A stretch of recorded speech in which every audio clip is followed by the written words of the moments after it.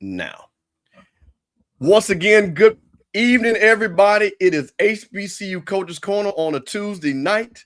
It is Mr. Campbell, and of course, in the building, Coach of the Year, SWAC champion, SIAC champion, coached many places and done many things. The legendary Mr. Clean, Coach Johnny Cole. Coach, what's going on? What's going on, man? Look, hey, I couldn't miss the night. And, I want to be known as a first-class show. I think, man, been carrying the torch while I've been trying to get my life together. And not necessarily my life is bad, but, I'm still working and teaching. You got some big things going on, Coach. Yeah, I got some things going on in my life, man, and been doing some traveling. And, you've been carrying the torch. And I can't say enough about you, man, and that big deal, that sipping on Sunday, man. I tell you, that thing hitting, Coach. That thing is hitting.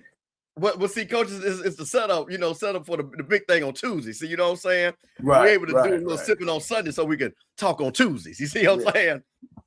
And tonight, man, I mean, you talking about first-class guy, and we gonna do something special to him tonight. I know he in the back. We're gonna do something special. I'm gonna do something special for him tonight.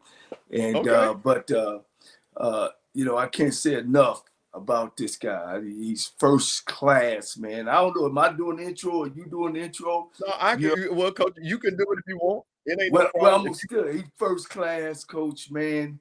And he's always had open arms, and I'm big on selling my program. I'm gonna sell my program to an ant as well as I'm gonna sell my program to a big ego. And he's never had an issue with that, man. He's always given us his time, his effort. He's definitely a championship kind of guy. You could tell from what he's done and what his mark is.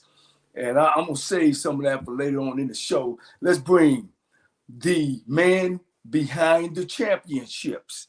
Yeah, I said it. Multiple coach. The championships, the athletic director, the general manager, the guy who's in front of the boat with the flag, Anton Goff. Anton Goff. There he is. There he is. The man. What's up, man? What's up? Well, how y'all boys doing, man? Coach, man, we doing great, man. When we get greatness on our show, you know what I'm saying? It's just a privilege. And, Scotty has passed the torch to us. And so we got to hold it right. He gave us the torch, and we carry this show on, man. And when we get an opportunity, to get people like yourself that's behind the scene, that's big. That's big. We want you to know that we appreciate your time and effort, man. And, I know you just came off a big basketball season. You come off a big football season.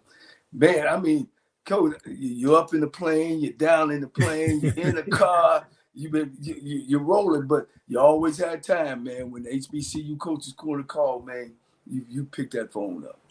Yeah, I'm gonna come on anytime y'all guys want me to come on, man. I got nothing but love for y'all, man. Y'all showed love for me from the day I stepped on campus, man, August 2023, man. So I'm never gonna forget that. You know what I'm saying? Before anybody really knew who I was in the SWAC. So and number of love for y'all, man, and respect. So anytime you call me, I pick up the phone. Anytime you want me to get on the show, I'm gonna get on for y'all. Yeah. Well, let me say that, and that goes into right what I'm gonna do. You looking at close to 90 years of SWAC, period. With me and Mr. Campbell. I know I've been around for 42 years, actually in SWAC. You know what I mean? I came from Ohio. Yeah. You went to school with my homeboy. Tonight, I'm swacking you. You a SWAC. I'm officially SWAC now. You officially SWAC. So okay, you I say appreciate whatever you you want, and we're gonna be in the fight with you. You SWAC, and following that, we don't get in about you and who you are, and the reason why I'm swacking you, this is the Prairie View of old, back in the 60s. Ain't that right, Kevin? Yeah. This the 60s. Listen, let me say this. AD, listen, and I'm saying this very respectfully, because I know you've been around since 2023. But like Coach said, me and Coach was in it. I was born in. So I've been around this thing 50 years. AD, I'm just going to tell you a secret. We ain't talked this much about Prairie View in 50 years of my life. Hey, that's good, man. That's good. That's what we want. So I'm That's just exactly telling what we you, want. my mother called me, and she, my mother, shout out to my mother.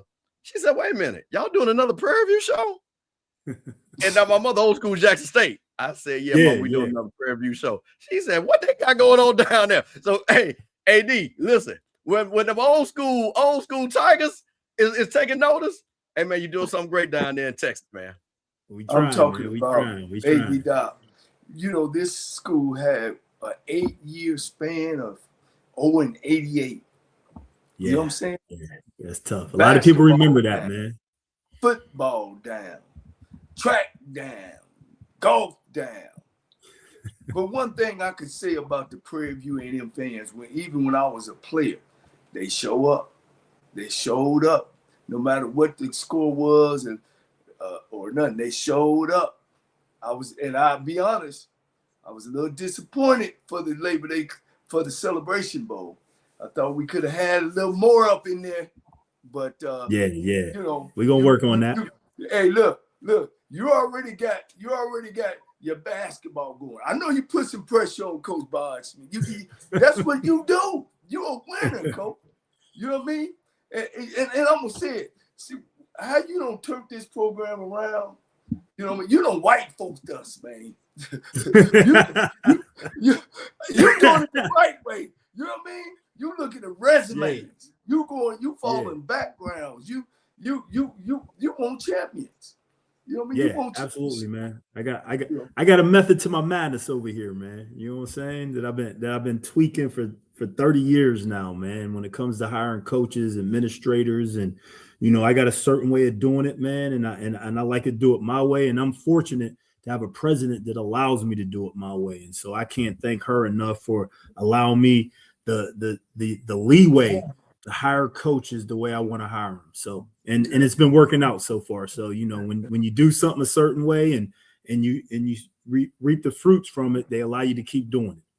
Wow. I'm just excited about bringing you in and where you started at NIU. You've been at Bowie State and you've been successful. But I want to start with what's most important is the academic piece. And kind of looking at your degree, your start off in this athletic realm. Of course, we'll get into your mom and all that. You was an academic guy. Yeah. I started out, my first job was at Kent State University. I held like 4 different jobs at one time, man. Before they actually had director of basketball ops and football ops, I was director of basketball ops and football ops at the same time. I was an academic advisor for football, basketball. So that's where I got my start, man. And for me, it's always been about, I got 2 passions, man. That's college athletics and helping young folks, man. And so when I was in that academic position, man, I felt like I was able to shape guys' lives, man, because I saw a lot of dudes, man, that looked like me, acted like me, and had the same background as me, you know what I'm saying, that just needed some guidance, man, from someone like me. And so, that's how I started out, man, and then went from there, went to University of Maryland, and then kind of started specializing. I did all the academics for University of Maryland men's basketball team, ended up winning the national championship there with Hall of Famer Gary Williams. And then the craziest thing ever, man, Saban leaves LSU. Bobby Williams gets the job. Somehow Bobby Williams hears about me, calls me, and wants me to be on his staff. And so I go out there and, I'm in the Big Ten at Michigan State with Bobby Williams, man. And that's when I kind of started now supervising people and getting a little more into the development, academics, administration, upper level administration.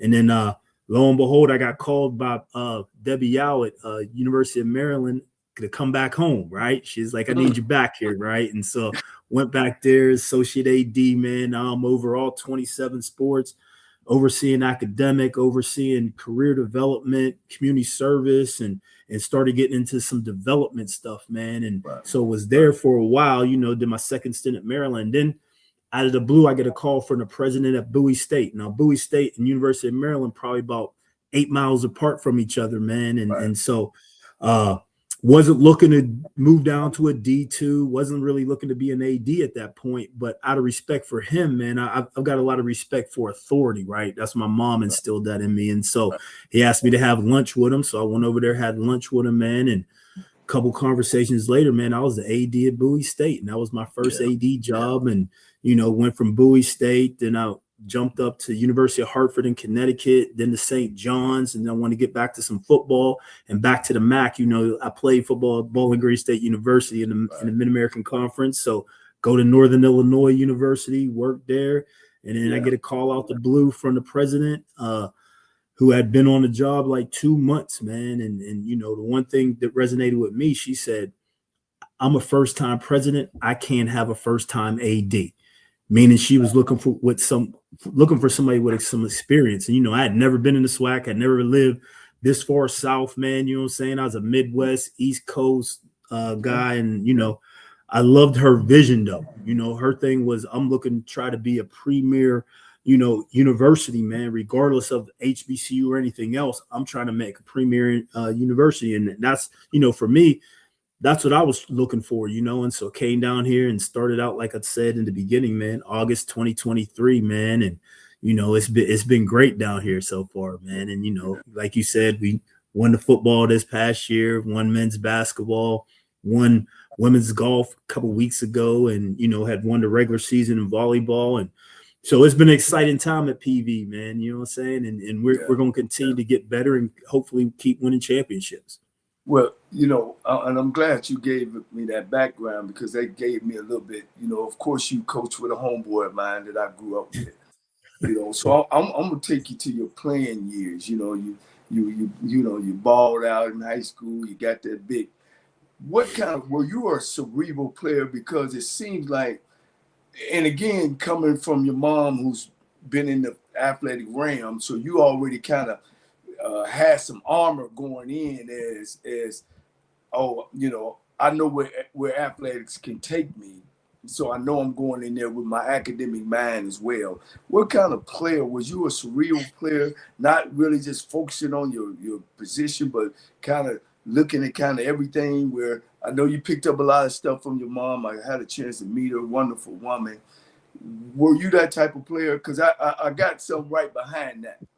Yeah. I was a student of the game, man. Like I wanted to be able to play both sides, like the X and the Y, you know what I'm saying, the Z. Like I wanted to be able to play, like I knew what all three receivers was doing when we was in trips, you know what I'm saying? And so I always prided myself on being highly intelligent, man. Like I never ran away from that. And, you know, because I always felt like, you know, you could use your intelligence to get an advantage some way. You know what I'm saying? Like it's not always about athleticism. And so that's exactly how I looked at it, man. Right. And one of the things, and I'm saying that to say that, why you didn't hire an NFL coach? Listen, man. So first of all, man, me hiring Coach Jackson, man, was a God thing, right? Like I got a deep faith, man, and I'll tell you the story how the whole thing jumped off, and it started in 2023, right? 2023, we're playing FAMU and homecoming, right? We can't stay in Tallahassee. We got to stay in Valdosta, right? Well, we stay at Valdosta. I leave the hotel after team dinner. I go to the cigar bar, right? They have this big old billboard out there on the highway talking about Valdosta State, Georgia's University, something. And I remember probably in about 2018, I think I was in New York, man. I was watching Netflix and saw this Netflix special about Valdosta High School, right? Football. And I always intrigued by that, like how they take it so seriously. And so in my mind, I was like, man, I wonder who the coach at Valdosta State is, right? So as I'm relaxing, chilling, I look it up. I see Tremaine Jackson. I'm like, oh, man, that kind of surprised me, right? So I read his bio. I see he's from Houston. I see, you know, he had some background in the SWAC and a whole bunch of other schools. I was like, man, you know, watch this dude. Hopefully he continues to do well, because I always remember when I was in D2, Valdosta State was always a powerhouse, right? And so Fast forward, man, you know, in the 24 season, when I was thinking about making a change, I just happened to be like, I wonder what that dude Tremaine Jackson is doing. I look him up. Dude has balled out the last 2 years since I looked him up in 23, right? He's making a run. He's making a run, right? Again. So I was like, you know, when we started doing a search, I was like, I need to get in touch with this dude and just rap with him, man. You know what I'm saying? Because I remember looking him up in 2023. I wasn't trying to hire him in 2023. I wasn't even thinking about that. You know what I'm saying? But you know, something put that on my heart, man, to think about him when it was time to do the coaching search, man. And you know, immediately clicked with him, man. And like I said, I got a unique way of hiring coaches, man. Like, it's not, for me, it's not just about interviewing coaches, it's about getting to know them, right? And especially when it comes to, you know, your football coach, your basketball coach, things of that nature, because I know in this business, when you hire a football coach, you are putting your career in that man's hands and he's putting his career in your hands. And so I wanted to make sure he understood that, and that I understood that, and he understood that I understood that, right? And so, you know, my thing was, man, after we got past the surface stuff, me and that dude talked every single day, man, up until his run to the national championship, until he was officially announced. And we still talk today, man, every single day, several times, man. So that hasn't changed. Let me tell you, you know, iron sharpens iron, you know, and I recognize championship guys. You can ask Mr. Campbell when we talk, and I tell him, well, this who's about to win. This is when I said that this guy is unbelievable. It's when you had to let go one of the most charming, most good men that I've ever met in my life, when you had to let go Bubba. Coming in there. And I know it had to be hard, because I've never, I ain't gonna say I never, he's one human that I've met in my life that I say, man, is one of the most sweetest, I'll say it, sweetest, kindest persons that I ever known. And when you did that, I said, this guy's about business. He understands the fabric of the game. He understands that, hey, man, in this game, it's about winning, man. It's about winning. No doubt. Winning No open doubt. all the doors. And that was tough, man. It was tough. You know, I prayed over it. Me and Bubs prayed together. I cried, man. Like, you know what I'm saying? Because it was tough, man. Because I genuinely love that man. Because like you said, man, he's one of the most genuine dudes you'll ever meet, man. I still talk to him every once in a while, check on him. He checks on me, man.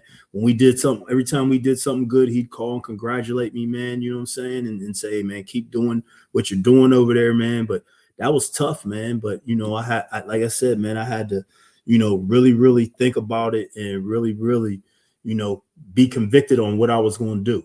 And we did it. Yeah. And I want people to know something about you from off the camera. And I think I've never had this in my career.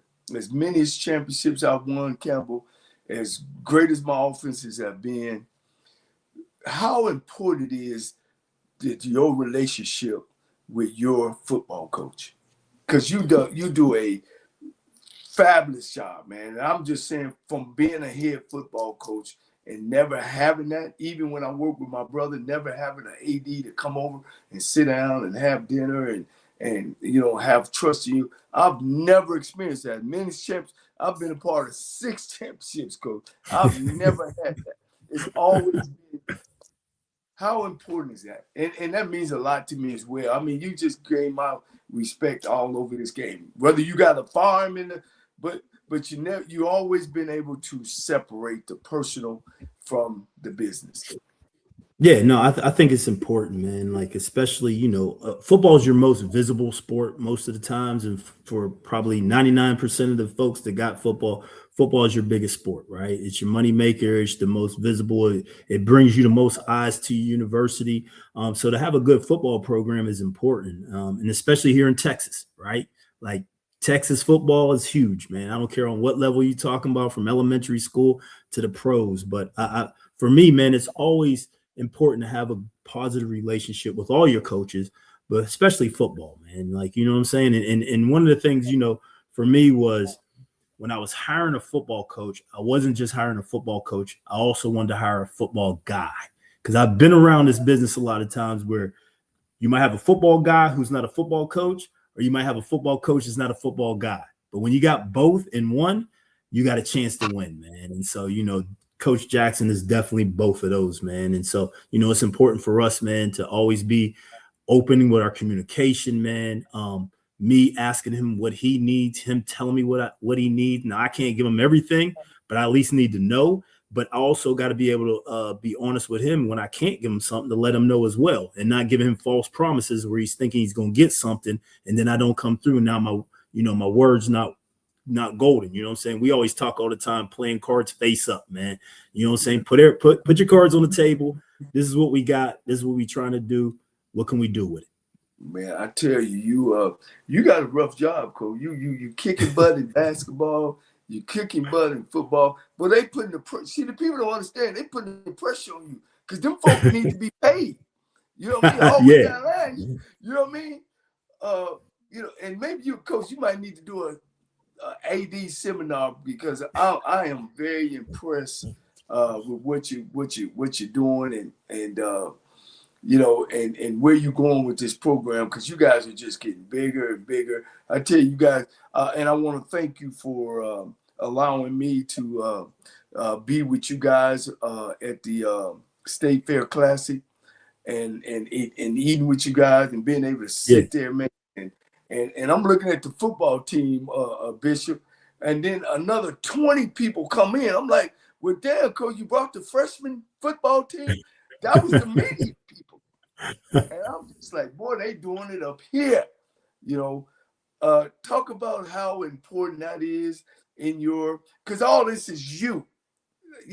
I love Coach Jackson to death, and Coach Byron, we was there getting this your set. No, it's important, man, to have a great support system around. Like, it's one thing to have, a coaching staff, but it's another thing to have a support staff for your coaching staff, right? That's if you look at, the Alabamas, the Georgias and them, man, on a football staff, they got 50 people, right? Now, I can't employ 50 people, but I might be able to get us 25. You know what I'm saying?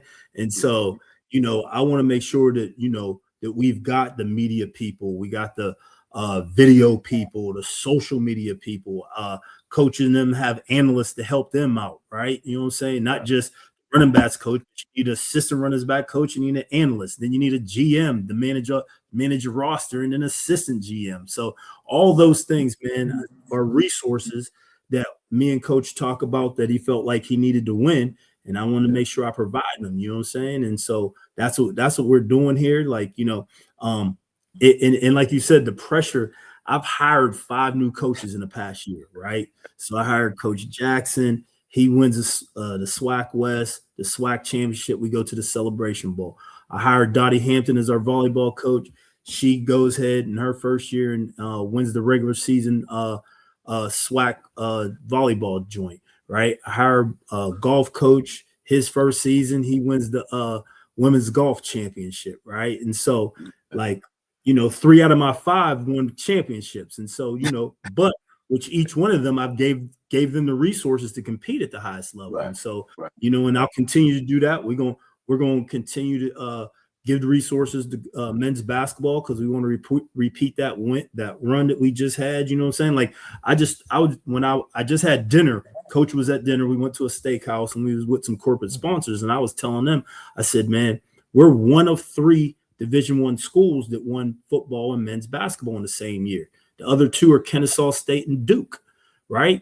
Like, Jesus. Nobody would have thought, nobody had thought, like, man, PD, Kennesaw, and Duke, the only 3 in the country. Like, that's a elite class to be in one particular year, right? And so, I hope these PV alumni understand it costs the bread. But go ahead. Winning cause. Yeah, so we're going to continue to give our coaches the resources, man, and we're doing pretty well in our other sports. Softball's first in the West right now. Coach Bland's got them girls rolling, getting ready to finish up men's and women's golf. Men's and women's track outdoor, compete in the SWAC championship, and then our women's golf team is preparing for the NCAA. So it's been a good year so far, man, but still not satisfied, man. That's the one thing we're never going to be here at PV. Never going to be satisfied where we're at, because there's always a next level to reach. Yeah, I'm gonna ask one more question. I'm turning it over to Bishop. You know, you my guy, so tell me,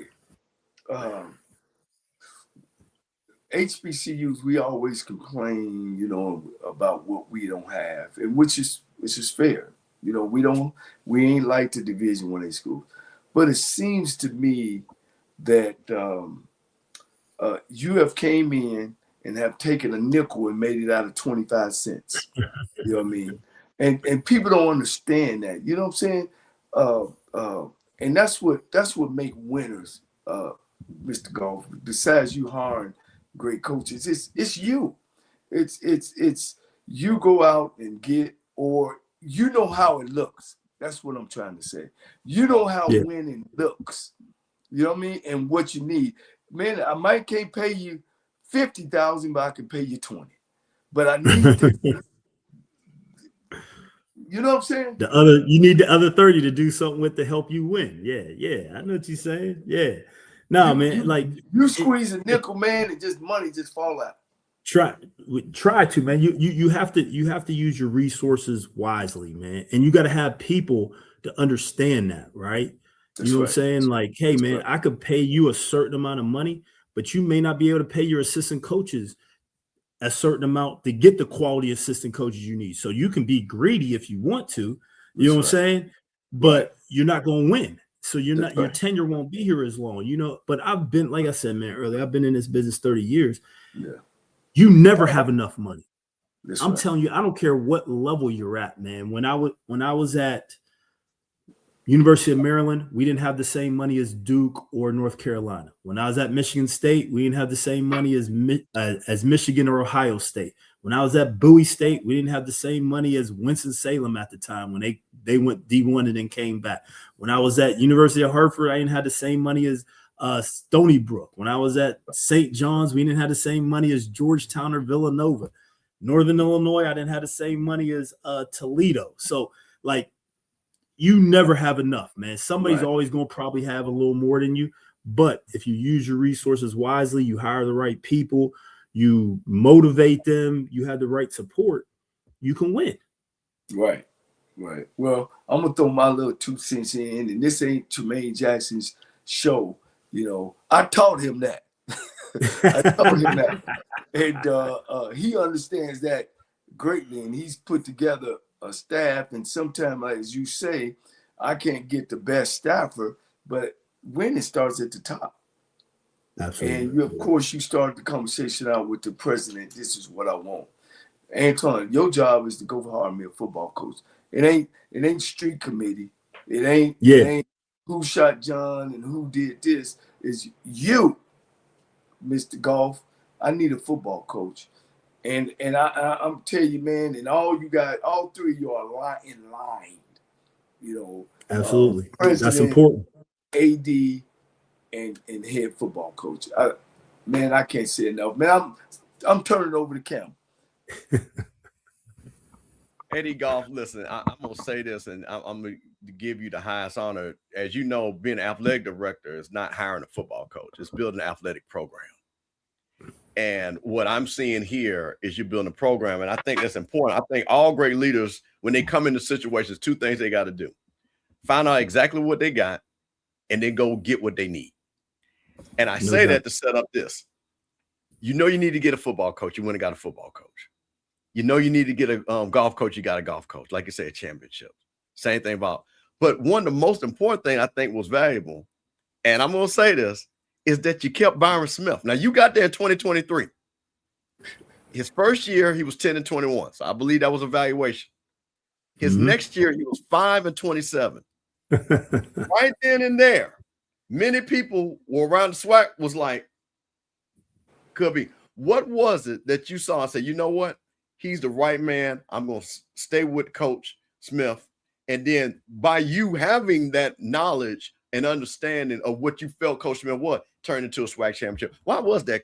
Because I'm just AD, you know how it is now. You know how it is. Everybody's on social media. And again, he does have a resume, but again, his resume has to be with you now. and you have to evaluate them on your watch, and you only been in your second year. Why did you keep Coach Smith? So couple things, man. I love Coach Smith's passion, man. Some people think he may go overboard on the sidelines, whatnot, man. But I see the guy every day, man. He wants to compete. He wants to win, man. And this year was critical, obviously. Like, you know what I'm saying? His third year. And so I just felt like, you know, one of the things I'd always talk to him about, like, man, I was like, man, like, why are guards so little, coach? You know what I'm saying? He likes those tenacious little guards, you know what I'm saying? So I used to joke with him, like, man, we got to get bigger. We got to get bigger. And so this year he got bigger, man, and brought in some guys. And I saw what he was working on, man. And so, you know, I felt it was only right, man. Like, hey, you know what? Let's ride this thing out, man, to the very end. And I wanted to be like, I like to be sure, right? And so I wanted to be sure if I needed to move on or not. And he proved that I didn't need to move on, right? And so I'm excited for him. And once again, man, it's one of those God things, man. That was God, man, working, you know what I'm saying, in his life, my life, and in basketball. Nobody with the different types of injuries throughout the year, right? We saw, like, the very beginning of the year, like, yo, man, we could beat probably anybody in this league. But then we had some injuries and they were happening at crazy times. And so we didn't really have a full team, man, till towards the end of the year. And we ended up 8th, and we got in there and won that first game. And when we beat Bethune-Cookman and really slid into the number 1 seed and got the rest and whatnot, I've been around, man, where when guards get on fire, there ain't nothing you can do. And our guards got on fire. I seen it one time when I was at Maryland. This dude named John Gilchrist in the ACC tournament, man, like, yes, was decent all year, man, but got to the tournament and went ballistic. You saw it when my man at Syracuse did it one year, man. Like, at some time, and I saw that in them dudes, man. I was like, man, we gonna win this thing, man.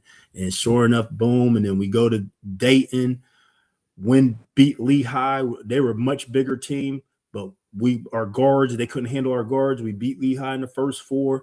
Immediately after we win that game, NCAA says, hey, man, y'all got to jump on a plane right now, head to Tampa. We thought we was going to be able to get a little rest, you know what I'm saying? We on a plane, land in Tampa, 3 a.m., figure that out, man, and then go, you know, played Florida, and it was a hell of a run. First time we won an NCAA game in men's basketball, so history was made. So that's the thing, you know, AD, you talked about that, and I was sitting back when you guys won the tournament.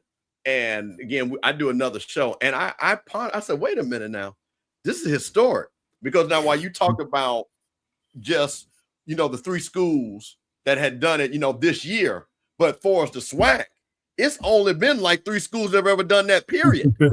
Yeah. In the whole history of having men's football, you know, again, and like I said, and I gave you credit for this too, because we can't not count women's sports, but to win, and like I said, I call them the major championships. Again, nothing against some of the smaller, you know, athletic sports, but the ones that we know about. For you to have a women's championship in volleyball regular season, the men's basketball and men's football, that is unprecedented. And when I saw that, and again, and looking at it again, and like I said, we got a lot of your Prairie View family in here that have, like, as Coach said, have been through the ups and downs. And to see this renaissance of a charter member of the SWAC that has been here through thick and thin, to see you all, because AD Goff, I've always said this, and Coach knows this. I've always said Prairie View should always be good, because you're in Texas. Prairie View's an amazing school. You got amazing alums. You got them all over that state. So that's one of those, like I say about FAMU. FAMU should always be good. We're in Florida, you know? Just to see those seeds that you've planted, when you say, you know what, I'm going to plant a seed here, I'm going to get a new football coach. I'm going to plant a seed here, I'm going to get a new golf coach. I'm going to plant a seed here, I'm going to get a new women's volleyball coach. I believe that you said, right? Correct. Yep. But then you said, I got a tree out there that just needs a little bit of watering with the basketball. The foundation, the roots are strong. So that's why I think it's so amazing, because I think what Coach said, when we hear ADs and things like that, it has a lot more to do with, again, just hiring coaches. It's about running the program, making sure it's profitable, making sure you got, listen, AD, you got 100,000 customers every year, minimum. Yeah. And now they got access to get to you now. Yeah. So I find that. So I wanna play something. Again, I'm one of these people. I like to play things because this is something that your coach said, and I think this has something to do with your vision, but also something that I read. So I want to play a video real quick of your coach because something I believe you voted because I want to talk to you about something about your scheduling.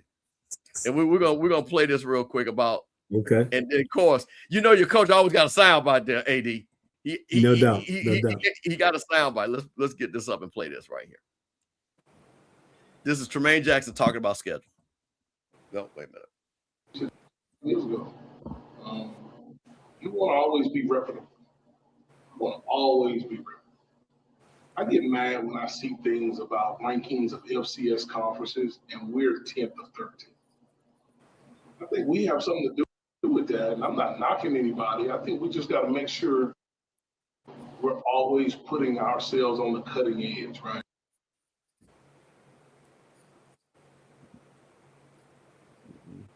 And not just doing what we've always done. If we're Division I conference, we need to play Division I people. It just is what it is. When I was in Division II, we played Division II people. And so I think if you look at our schedule, like you and I talked before, you see how we feel. We play 12 Division I games, and one of those is an FBS game. And we will always do that. There's enough FCS teams in our state for us to be able to fill that schedule. We just did a home and home with Houston Christian. We should play Houston Christian every year. Every year. It's an easy bus trip. I like staying in downtown Houston when we're away. So we should just play that game. And some people are going to complain about it, though. I think that's a loser's mentality. I'm just telling you. Like, if you want to be elite, you got to play elite people. We're going up with the number 3 team in the country. And then 3 weeks later, we played the number 6 team in the country on our level with Baylor in the mix of it and Texas Southern, which is a rival. That's always a tough game.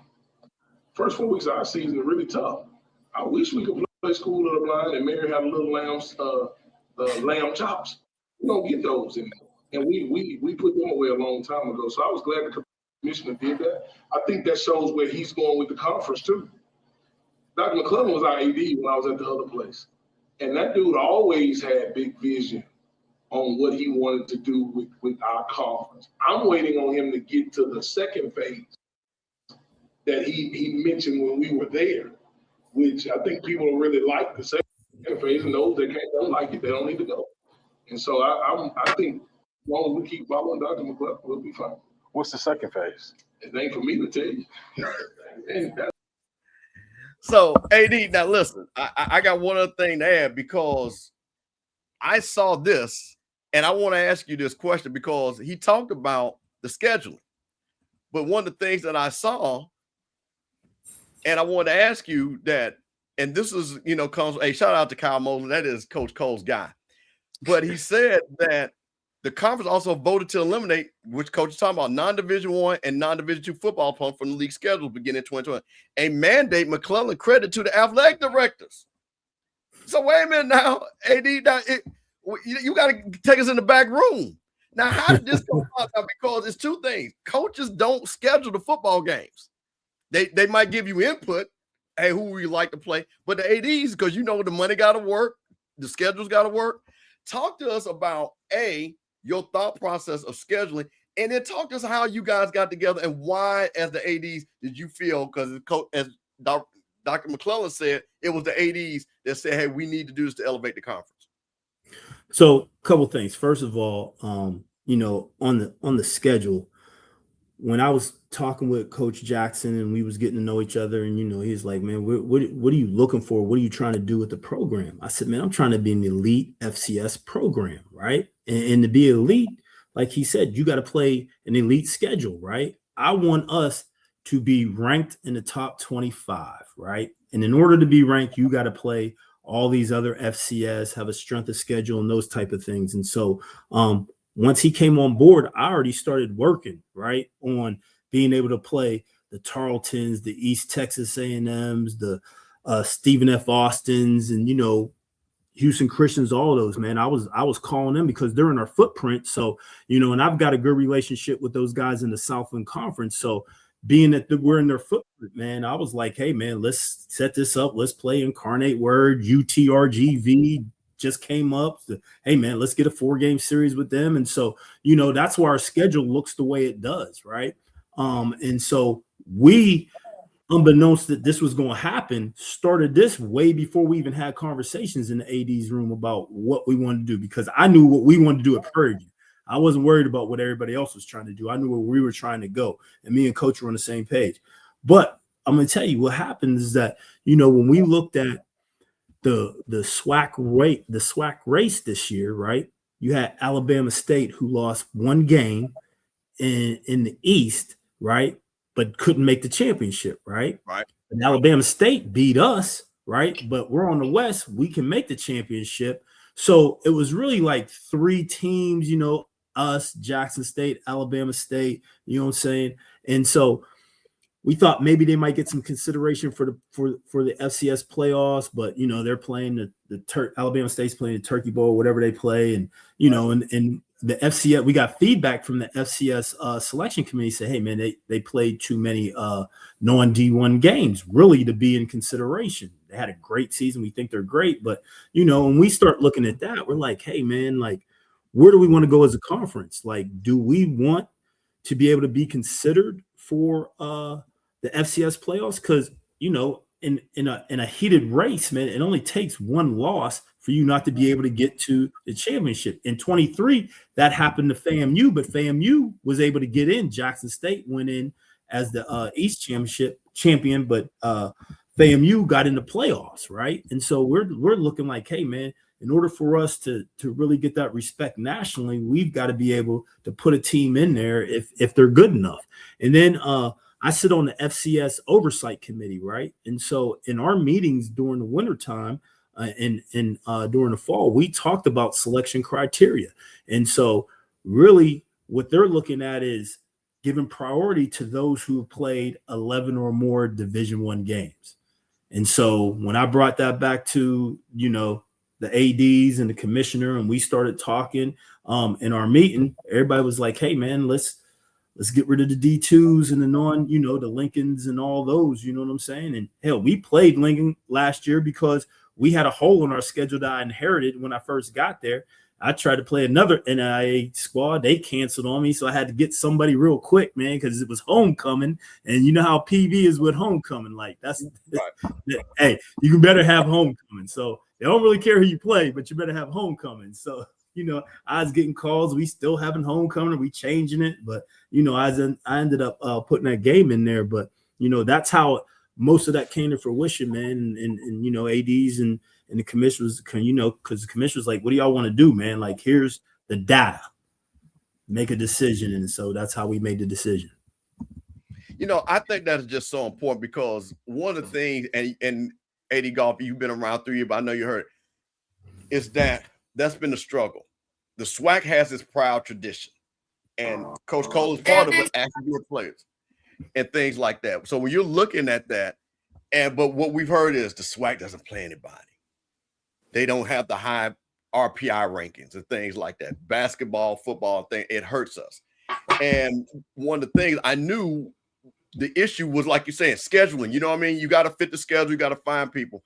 But the fact that the ADs got together, and it sounds like you were some of the catalysts, to help move that forward. I think this is very important because we're in a new world now. People don't wait for the newspaper to come out. As soon as the schedule come out, AD Golf, trust me, they got people right now already breaking down schedule. Don't even know who's gonna be on the roster. Yeah. They're just killing me. Yeah. They're up. Prairie View only gonna win this amount of games, and Jack State only win. Man, how y'all not, man, stop. But my point of it is, as soon as they see, like you say, a Lincoln, then that takes a world of its own. And then that is used for, and unfortunately, for people that are not positive about our school as a negative. You see what they're doing? They don't want to play anybody. They're scared to play people like that. But what I respect the fact that you say, hey, man, listen, we in Texas. We're going to play folks in Texas that's got a name. And I think that is huge for the conference because you all, and it's really, and I had to break this down to somebody. there's only really 2 states that have a multitude of FCS PWI schools like you all do. That's Texas and Louisiana. Mississippi doesn't have any. No. Alabama has few. A lot of those guys have moved up. Florida, everybody's moved up. So and the regional team that FAMU used to play, they've all moved up, into Georgia, the Georgia Southerns, the Kents, all those people have moved up. So the fact that you say, you know what, we could kill 2 birds with 1 stone. It works for us financially, because I try to explain something. You can't just say I'm going to play at home and home, because money matters. To move those players, you can't just say I'm going to play somebody 8 hours away and you losing money. That doesn't work. But as Coach said, if I go to Houston Christian, 45 minutes down the road, or Stephen, or go 4 hours up to Tarleton and turn right back, the money makes sense, because you are running a business and things like that. doubt. So what I like the fact that you said business-wise, this makes sense. It's not going to hurt the budget, because we're going to be able to turn right back around, get everybody, and the kids are not going to be taxed on the bus for 6, 7, 8 hours, because that's another thing too. I had to explain to somebody. If I tell you to go somewhere in Alabama, play a PWI to make somebody feel good, and your kids got to ride that bus, you think you're going to win that game? And you got to leave at 2 in the morning? That it doesn't make sense. Common sense has to come into play here. So I like the fact that you, use your common sense clearly that you have, but also you're saying, you know what, the way to build our brand is to beat these people. Because the one thing, and I'll say this, and trust me when I say this, AD, FAMU is always going to talk about we won the most playoff games because we beat the PWIs. We ain't played in the playoffs and won a game in almost 20 years, but we still say it because we played them. We won the first national championship because we beat the PWI. That means something. So for the fact that I believe that you guys are going to play a strong game against Tarleton, a strong game against Stephen F. Austin, and play the game, and as you have a coach, because that's another thing we're going to get to, and you're building, those games are not going to be competitive. Those are going to be games that you guys are going to be expected to win. That's what's exciting about it. Yeah, and that's that we're going in there expecting to win. Like, we don't never expect to lose. But here's the other thing too, right? Like I said, I mentioned being in Texas, right? Like, if we're going to recruit high-level kids out of Texas, we got to recruit against Tarleton, Stephen F. Austin, Incarnate Word, UTRGV, Houston Christian, and then even the next level up, UTSA. You know what I'm saying? Those schools, like, we have to compete against them. So we've got to be able to measure ourselves against them on the field and off the field, right? Because anybody worth their salt in Texas is going to get recruited by all of them. And so we've got to be able to win some of those recruiting battles. Now, AD, I want to ask you something. That leads to the next thing. You're building something. Now, I couldn't verify this, but I saw reporting again, and I'm the type of person, I like to verify things. But Coach Jackson, when he came on and he talked to me and Coach Cole, and we talked about getting players, he told us straight up, he said, listen, if you come to Prairie View talking about some NIL, you ain't got no deal here. You ain't got no deal here. But wait a minute, now, AD. Now, y'all don't win a championship, and there's word on the street all of a sudden, y'all got $200K for some NIL. AD, talk to us. Now, is this true? Is this something that you have been working on? We got some money to play with, man. You got a little money. I made sure that once we won that thing, that we was gonna have some money, because we got to be in the game, man. Like that, like that's part of it. Like, you know, we agreed, like, hey, man, this year is gonna be free. Next year can't be free again. And so, you know, we good now. Well, see, I want to talk about that because that's so important. There was a viral clip again. Coach Mickey Joseph talked about the brand. And he talked about how these kids, hey, they not thinking about brands. They talking about $4,200. And he got a lot of feedback left and right about that. You know what I mean? But what I've said is, and this is what I'm talking about, we got to live in the 21st century, 2026. Prairie View is building a brand. It's hot. And I believe if all things are equal, and I've said this, and people know I stand on it, and Coach knows this, you're not going to tell me if I'm in Texas and we got kids and they're evaluating, and nothing against some of those fine schools down there in Texas, East Texas, whatever, blah, blah, blah. No disrespect. I don't know the name, but you know what I'm talking about. And I say, you come to Prairie View, you're going to get an excellent education. You're going to be around people that care. You're going to be a reliable alumni base that's going to help you get a job. And oh, by the way, I got a little something for you to, you know, take your girlfriend out. We're not going to lose that, AD. We're not going to lose that, the recruiting battle. What do you think? Let me butt in. All you got to do is get them to campus. Yeah. You got that and the campus life. Yeah. Oh, Yeah. and Our can campus we, is beautiful, and they campus just is beautiful. they just had football week this past week, and they had 700 students show up at the party. They had a 90s party, coach, with football players.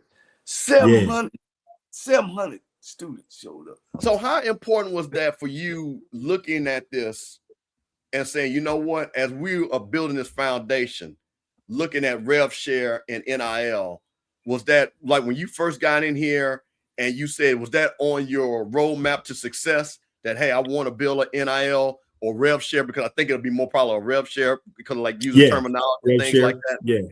Yeah. Because what I looked at when I first got here was cost of attendance, right? Which is, you know, scholarship and then a little bit of money that the federal guidelines say cost of attendance. Well, then the House settlement got passed, and so then it was rev share, and so, you know, I always want to be on the cutting edge, and I knew that the PWIs in the state of Texas that we're recruiting against were doing it. And so my thing is I always want to be able to compete against those in the state of Texas, right? If I compete against those in the state of Texas, we're going to do all right? Because Texas is about football in the state.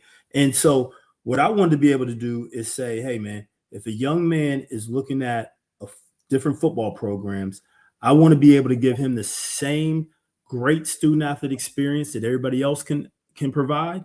But if he wants an HBCU experience, that should be a no-brainer, right? We're the closest HBCU to California, so we focus on Cali a lot, right? And if I'm getting those guys here, I want to make sure we're taking care of them, right? And like I said, I got to be able to compete against the Tarleton, Stephen F. Austins because they've got NIL, rev share, and they're doing it. So I don't want it to be like, hey, man, I'd really love to go to PV, but they're giving me $8,000 and y'all can't give me nothing, right? I want to be like, nah, man, if you're worth that, we're going to give it to you now. Now make a decision. You know what I'm saying? It ain't going to be, oh, you're not providing something they're not providing. Now, I want to tie the last thing, and I'm going to turn back to Coach because we're talking about the financials. One of the things, too, that Commissioner McClellan talked about was SWAC TV and the success and things about that. And he said the next stage of this, which I found out, and shout out to Mo Carter who came on Sipping on Sundays, is that he's going to utilize as it grows and brings in revenue, profitable revenue, that's going to be able to turn back into the schools. And he said NIL, but I want to make sure we're using the right language. It's going to basically be rev share. Is that rev something that it's going that they're going to be able to take SWAC TV revenue profit and be able to give it back to the conference members to use for rev share? Is that something that you guys kind of talked about when he brought that to you about SWAC TV, that where he was going to go with that hey, this is how we're going to also compete and help our universities? Yeah. He talked about like when he laid out SWAC TV, because we all had to opt into the SWAC TV because there were some people that had their own deal, you know what I'm saying, streaming and stuff. And he was like, listen, man, if everybody gets in this thing, I believe we'll be able to package it once we're doing it for a couple years, be able to get the revenue, and I'm going to distribute it back to you guys and to do whatever you want with it, right? And so that was intriguing to me, man. And you know, it's funny because you talk about SWAC TV. So in 24, we was all ESPN, at least PV was, right? Like we wasn't on anything else because we had a good year in 23. We was expected to be very good in 24. Well, we weren't as good in 24. So when we didn't meet the expectations of what everybody thought we was going to do to be able to get back to the championship, we kind of got put on SWAC TV, right? So we had a whole bunch of SWAC TV. But when you look at the SWAC TV numbers, our games are through the roof as far as viewers because one, they put the TSU game on SWAC TV. They put now, wait a minute. I want that, to me, was one of the seminal moments for SWAC TV. Because people, and Coach talked about this, it was hard to always find that game. And the level of play for that game, that's when people say, man, did you see that game on SWAC TV? And people were calling people and telling, hey, man, jump on SWAC TV, Prairie View and Texas are having a battle. You know, so I wanted to just let people know that I think that was the game, that was the foundation for people to really say, hey, man, we got something here. I'm sorry, I didn't mean to cut you off. But no, that's all good. I was going to mention that. But the crazy thing, the highest viewed game was us and UTRGV. Wow. Because all them folks that couldn't get up here, they was excited to see their team play their first Division I game and whatnot. And so they got a big following down there. So the numbers was through the roof with SWAC TV. And then any other game we was on did pretty well too. And so we saw the power directly at SWAC TV, man, because we participate in a lot of games. And so now we're going to get a couple more ESPN games because we kind of did our thing. But like this SWAC TV thing, you know, we were already streaming all of our sports. So when he said you want to opt in, I was like, yeah, we're already doing it. We're already streaming softball and baseball and our volleyballs and basketball. So it was an easy fit for us. We were already doing it. And so, you know, we're kind of at that precipice of once we start getting on like, you know, cable TVs and stuff and selling on the streaming, that money is going to be able to help all of us. All right, Coach, I'm gonna let you get back in. I had to get the money part out, you know, for my money part. Look, Coach, you know, you fabulous on digging into the information. I just want to say, because you know we kind of coming to the end, Coach. I know you just now getting off of all these championships and planes. I would call Coach Goff. Yeah, I call everybody Coach Goff. So and I would call it, man, where you at, man? I'm great, get on the plane. I call you on the other end. Man, I was just there, and we just won tonight, man, and they flying us out tonight, and it was just it's been a whirlwind, man. But I can't say enough, man, and I'm gonna talk to the Prairie View fans. You know, Campbell was our money man, go. You know, and I know I said, well, boy, that put the pressure on you. Got all these championship coaches. Well, I'm putting the pressure on the alumni. Y'all got a championship athletic director, and believe me, people are watching. And the man deserves his too. You know what I'm saying? So you know, I'm Golf, man. I'm Golf. And I'm like Max, man. You know, hey, make Prairie View or continue to make Prairie View good again. No man, doubt, no doubt. You coming on the show. Anything, Coach? I know we gotta let you go, man. And hey, man, I definitely be there this summer. I'm gonna definitely come down this summer and spend some time with you guys, man. And I didn't say enough about your beautiful wife, man. I met her, Coach, man. I mean, this cat, man, athletic. Everybody athletic. Yeah. Everybody in my family. From mama on down, man. And we had a great time at State Fair. Campbell, you got to make one. Maybe you can have breakfast with us. Yeah. Well, see, AD, listen, and people know I talk about this. Listen, one of my good friends, her mother is class of 1959. She buys 3 tables every time you have your fundraiser down there. Miss Ann Williams. So listen, I'm gonna have to get that because Miss Ann Williams already got the tables for me. You tell me she buys 3. Old school. Come on down, man. Come on down. And let me give a shout out to my home girl, which I think you met, Miss Regina Bennett Crafter. And she got 30,000 for you, Coach. She got 30,000 for you, Coach. So y'all need to hug her and treat her good and make sure y'all can get that money. You know, no doubt. She's been talking to your people and it hadn't got you yet. But anything that, as far as y'all fundraisers, some, you know, if somebody want to donate some money, you know, you got the numbers or the words.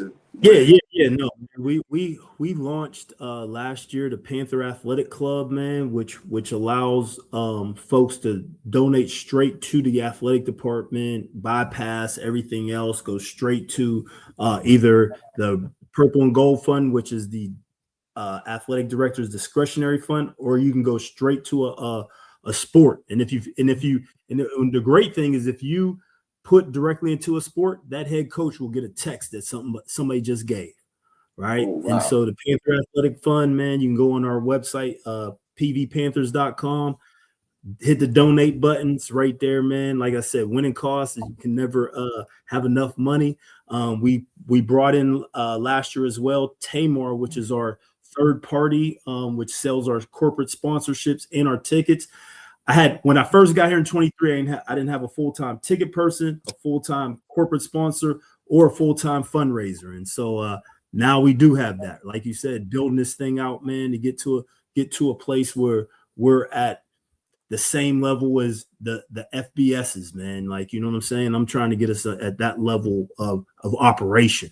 And so excited about where we're going, where we're headed, man. I got good people around me, man, because, you know, this ain't just about, y'all give me a lot of props, man, but it takes a lot of people, man, to join in this from the top to the bottom, man. You know, from the president to the managers to the student workers, man, and administrative staff and coaches and assistant coaches, man, fans, alumni, donors, corporate sponsors, man.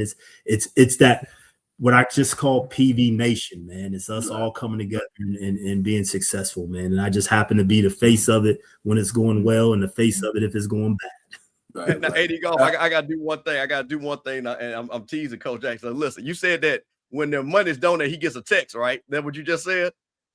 Yeah. Right. Head coach will get a text. AD Goff, I'm going to put this out here. If y'all give Coach Jackson $10,000, he'll give you a personal phone call right back. That's what I'm saying. Can we make that happen? If he get a $10,000 check, can he call that number back and say thank you? Hey, I'll call somebody back. All you gotta do is give me the number. Whoever donated 10 G. All right, listen, that's the challenge. I don't give you the tip now. That's the challenge. The Goff Jackson challenge. If you drop 10 G's. AD Goff, as a matter of fact, hey man, AD Goff said he gonna even sign a football for you. Him and TJ. Sign a football and give you my cowboy hat. No, not the cowboy. Man, look, I can get the cowboy. I see. Hey, listen, AD. I'm gonna try to tell you, I'm the fundraising guy. Now, when this happens, you gonna be saying, "Damn, Campbell, I did not know." I'm trying to tell you, I bet 1,000 when I put these challenges out. It's gonna be somebody that's gonna get this message. And just go, and like I said, I'm not gonna say it's gonna happen, but right before football season, you're gonna get that $10,000 call, guaranteed.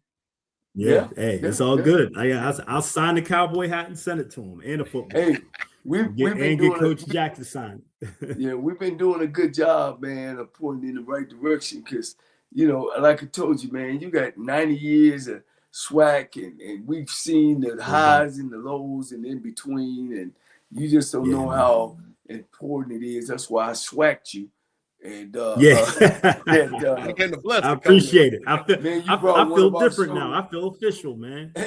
I'm gonna have a different swag when I go to work tomorrow, man. That's like, right. yo, man, I'm swag hours now, AD. Got those swag hours now. Yeah, that's right, Coach. You tell them I'm swag. You know, I'm swag now, man. They call the HBCU line, and we'll get them straight. We'll read it all off.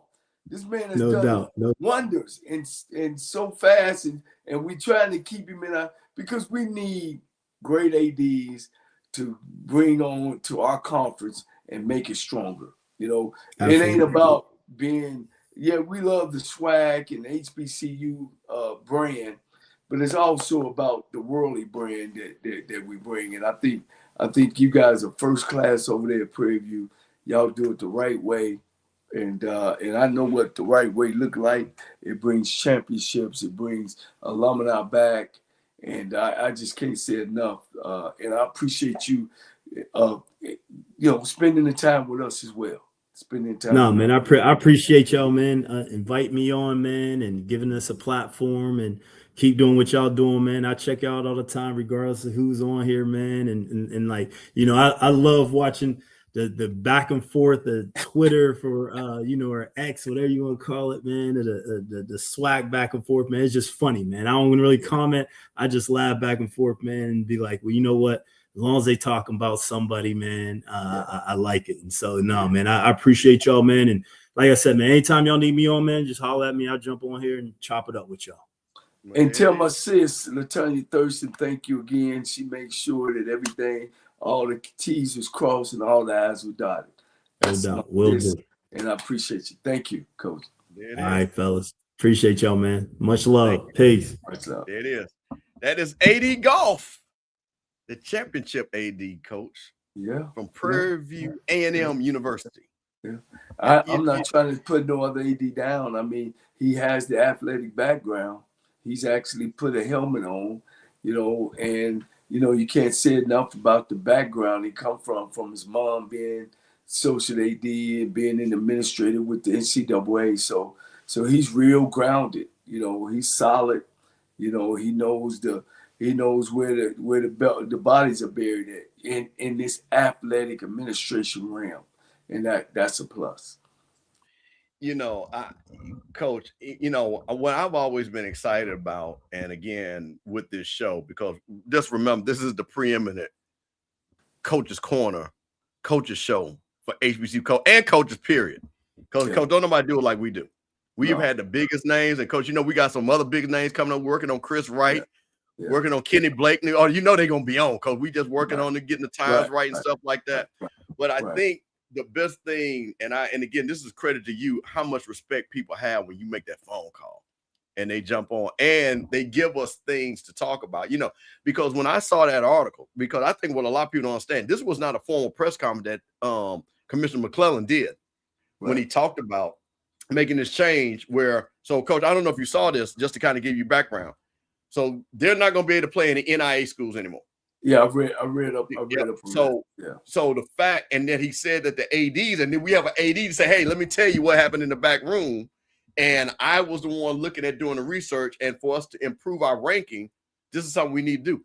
Man, that happened on HBCU Coaches Corner, Coach. Well, let me say this, and it's good. It's good. It's a good rule, but I think it should have been kind of a quiet rule, because you still got some schools in our conference need some wins, or need to be able to compete at that level, because Valley still don't have, and if they do have 463, they still climbing. UAPB is still climbing. You know what I'm saying? We still got some, but I really feel what the commission did to us, the Lincolns of the world. We don't need to be playing them. You know what I'm saying? They barely even got to get transportation there. So I'm all for that. I am for that. But sometimes when you take over that job, and we do have some down schools, when you look at our top schools, you got your Alabama State, your Jackson State, your Prairie Views now, your Southern universities. But then you got that bottom tier, and your Gremlins. Then you got that bottom tier that's still trying to, get them some wins. And it's tough. It's tough when you can't put those wins together. Here's an example. Everybody is talking about Coach Jackson up at Delaware State. Out of the 6 games, Coach, and you'll test me, 4 of them was Division II schools. You know what I'm saying? So a lot of times, sometimes when you get in that startup program, you need some confident builders. Because listen, let me ask you a question. So that was just another way of looking at it. Well, no. I think that, and this is what I'm about to set this up. What always bothers me is, and again, this is no disrespect, people like myself, I'm going to put me in this. We ain't never coached. We ain't never been no AD, and we got an opinion about something that we have no clue. But it sounds good. Blah, blah, blah, blah, blah, blah, blah, blah, blah. Because you know why I know? Because I did a Google search and I blah, blah, blah, blah. You just heard this from a championship coach of why this happens. And I think that's the difference what we have on this show. Because it's not, I love everybody, because I think this is important for our schools to have everybody doing these podcasts. I don't care if you like me or not. I watch everybody because I think it helps all the schools. Even if you off on left field and don't know what you're talking about, you know what? You got a right to not know what you're talking about, because people watching it, right? Even with Scotty, people didn't like sometimes Scott, but you know what? He brought a lot of juice to this building, and it's still here. That's why we got almost 100 people, over 100 people watching right now. So it's important. But with that being said, I like the fact that you gave that nuance and that perspective. It's not just black and white and things like that. There's the reason why you do some of these things, and it's understand. Now, for me, what I will say is, what I'm going to be curious about to see what happens, because are you going to have now where we got a 12-game schedule, and I'm talking about the SWAC, right? 8 games already SWAC, you got 4. So most people are going to do like family. You're going to play the money game, the Power 5, Power 4 game, and then there's 3 other games, right? Are those going to be all of a sudden? You're going to have 3 games left, because you're going to have the 8, 9, 10, 11, 12. So is that going to be all of a sudden now you're going to see us playing the Lanes, the Tuskegees, the Mile? Is that just going to be filled up with that? The Albany State. But still, we here's the other caveat to that. We still have Amish to our Division II schools. You know what I mean? They need them paydays too as well. Right. You know what I mean? So we still got to take care of little brother. You know what I mean?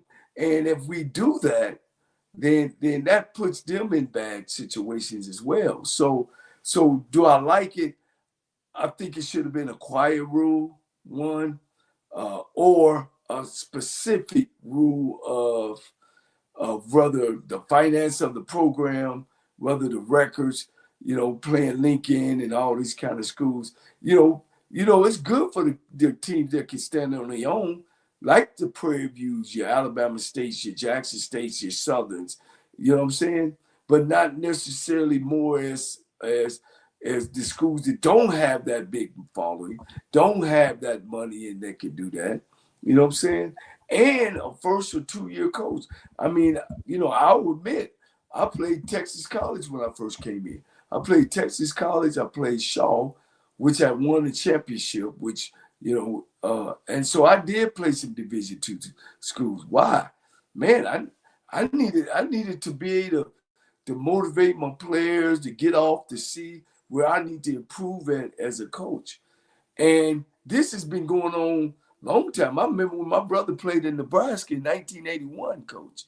They played University of Pacific and beat them 70 to something. I remember that game. You know what I'm talking about? Yeah. So that's been a part of this thing, this football game a long time, man. And for you to put clamps and say, all right, SWAC, for us to give respect, we can only play Division I AA schools. At the end of the day, is that really going to give us SWAC? Look at our basketball program. They play in those first 10 schools, nothing but Division I teams, right? So at the end, when we start off the season 0-10, how positive is that? Are we going to put the same rule on basketball that we can only play Division I teams in certain conferences? I don't know. You know what I'm saying?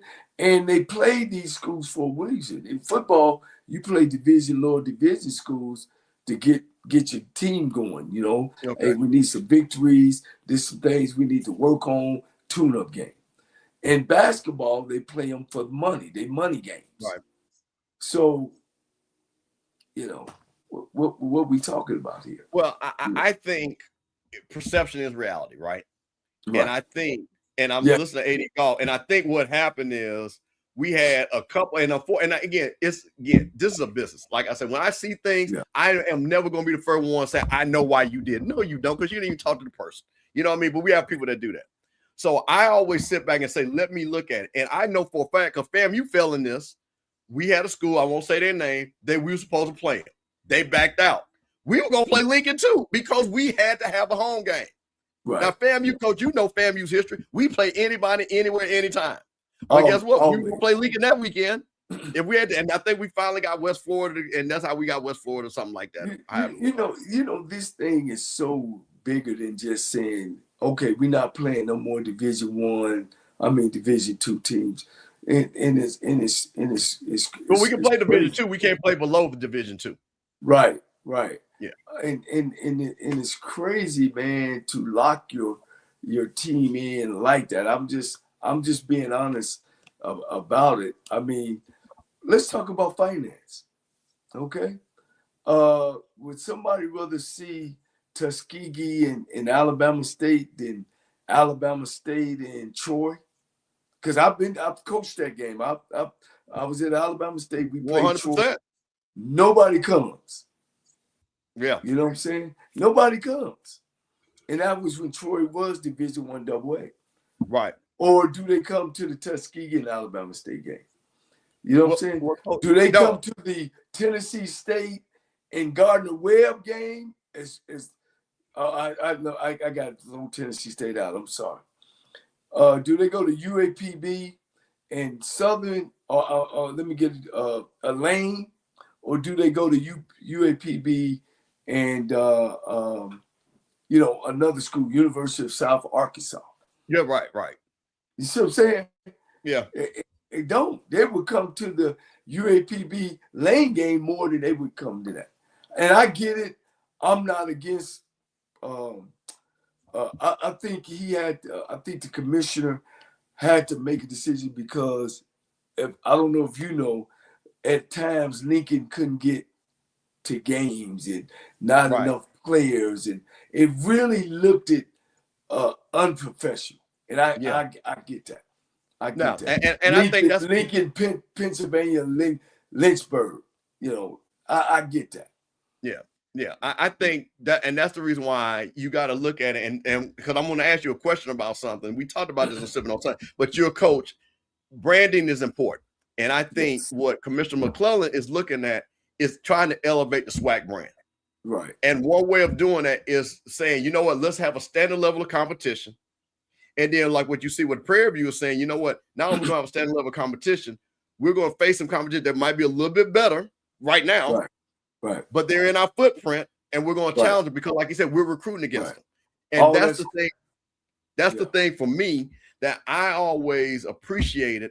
Again, when for FAMU, they wouldn't play people. You know what I mean? In school that we didn't know, and like you say, nobody came, but that was good. That's what they did.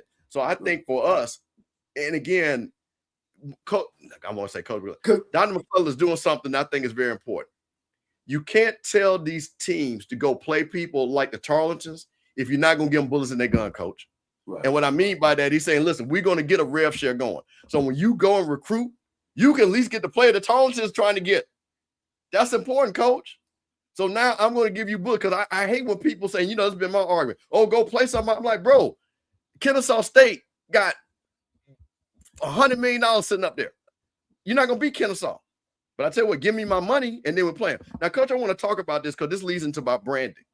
And Mickey Joseph, your guy, made a statement. I don't know if you heard this, but I want to get – okay. Well, I'm going to play it for everybody because I want to hear it again. And I want to get your opinion because you, like I said, you are a coach. You've had to face these situations. Absolutely. You got to remind them because they're not falling in love with the brand. Hold on one second. Absolutely, you gotta remind them because they're not falling in love with the brand. They're falling in love with the dollar sign. And I'm the one. I'm gonna speak the truth. They don't fall in love with the brand anymore. The brand's out the door. They want to know who's gonna pay them and who's gonna pay them. And now, once the money becomes even, then the brand comes in effect. But until you get the money, if they get $4,200 a month, until you can get the $4,200 a month, that's when you can sell a brand. Other than that, you can't. You got to get in the money game first. You got to be to get in their ballpark about what they're looking for. Then you can sell a brand. But yes, we still have a strong brand. We have things that we do around here to make sure the brand stays relevant. But it's a strange thing in college athletics, and you got to deal with it, or it's going to deal with you. Coach, that was a clip that a lot of people had a lot of opinions about. I was the one we talked about this last night. I totally understood what he said. I didn't have a problem with it. Some people did. You know, some of my family folks were like, you know, what does that mean? And I'm a big basketball fan. And I'm a University of North Carolina fan, and I follow basketball. There's two big brands in college basketball, Kentucky and North Carolina. They wasn't on top because branding does not matter. Well, back in the day when you were trying to get Vince Carter coming out of Daytona Beach, Maryland, when Dean Smith come knocking on your door, hey, you got to go. You got to go. When you saw that big blue rolling up, Kentucky, you know they were paying a little bit underneath that table. You showed up because that big blue meant something.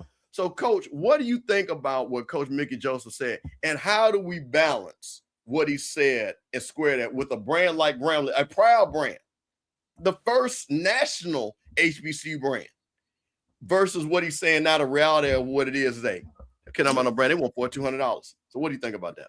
Yeah, I'm agreeing with him 100% because I gotta say that because in my era, that wasn't the issue in my era. So I gotta be able to stay within my era of I didn't have that. Matter of fact, it was the opposite. It was the big schools paid the players, and we kind of come in there after that, pretty much in reverse. I mean, it's the same story. You know, kids went places for money, and then there was that opportunity where the brand sold some of the kids. I still think the brand helps, but I think he's on to it 100%. Ain't no question. I mean, everybody's got their hand like this. Back in the day, the hand used to be like, "What can we do for you?" So I agree with him totally. But here's what I also want to say, that now, you know, that don't take away from the coaching. That don't take away from you getting in there and winning some of those battles. You know what I'm saying? And those battles still can win of, hey, I'm coaching you. You know what I mean? And you still got that opportunity. And here's the other battle. Every kid that gets money, they ain't the player. So you got to be a great evaluator. You know, don't just throw it out and say, "Oh, well, this is why I can't get them because I don't have no money." There's still that coaching aspect of it that you can make things different, and you got to go and find the right players for your staff and what level you at. So I never want to forget that there's still that coaching aspect of it, of who you are, what you represent, what you can do for that kid. Yeah. But yet, some kids are after that money, coach, and they don't care who they go play for. They going to go play for the highest bidder. And sometimes maybe you don't want that kid, because there's at the end of the day, you know, you got to be able to walk on that field, button it up, and get after some people. Indiana showed you that. You know, they didn't have the most richest players there. You know what I'm saying? They didn't have all that. And that's why it's important that coaching aspect still is in there, that you go out and find some players. And I think on the 1AA level, I think that's still an effect about how effective of you are as a recruiter and as a head coach. Of course, you can't compete against the big boys. You know, they bring in six figures. You know what I'm saying? And you're not doing that. So I do get that.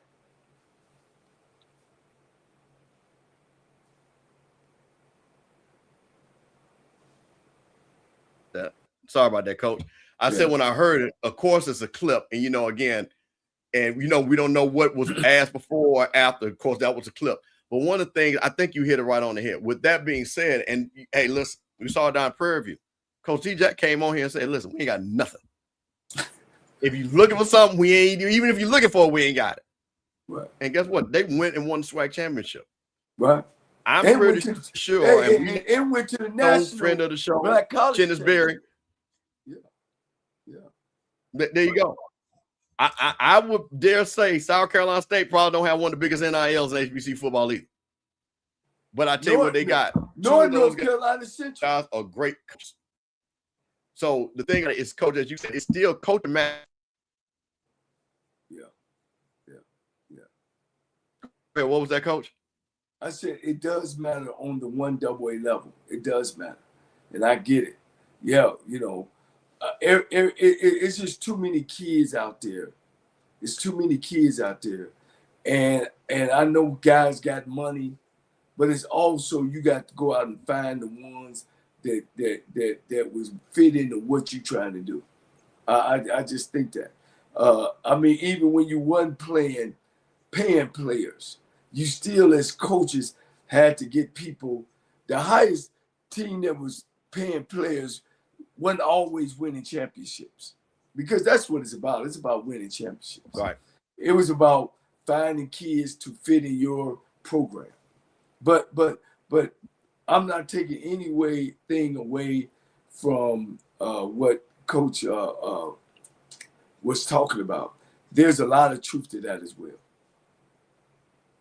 And that's the thing about it, you know, and these are the things that, again, when you're looking at what AD Goff talked about in the ADs, I think they're trying to understand these challenges and meet them, right?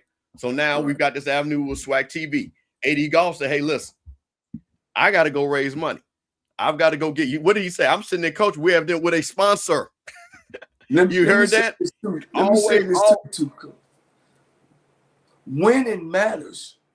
A winning program matters, Coach. It matters. You can have all the money you want. you don't win, Coach, you're struggling. Don't nobody want to, at the end of the day, Coach, don't nobody want to go to no losing program or a program that's not respectable, a program that's not running the right way. There's some programs right now that got all this money. Them kids running out of there, man, like 900, Coach. You know what I mean? They ain't necessarily running for more money. They running because they don't like the program. So I don't care where we go with this money deal. As coaches, you got to be able to run a good and fair and meaningful program where that kid is getting something out of it more than just a dollar bill. I just believe in that. All right, Coach, I'm going to ask you one thing.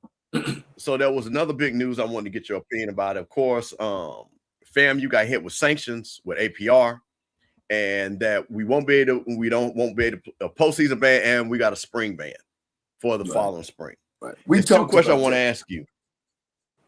No, we ain't talking about this right here. What I'm about to ask. No, I'm saying that we knew that way back. Remember yeah. Right. Yes. And some of the guys that we talked to was like, "Oh man, this is about to come." Right? Yeah. We knew well in advance. You're right. Yeah. Right. We knew it was coming. Right. When you're a coach, Quinn Gray, that's a solid coach, that's a rattler and things like that, and you've been handed this, Coach, and you've been in situations where, as you say, it went right.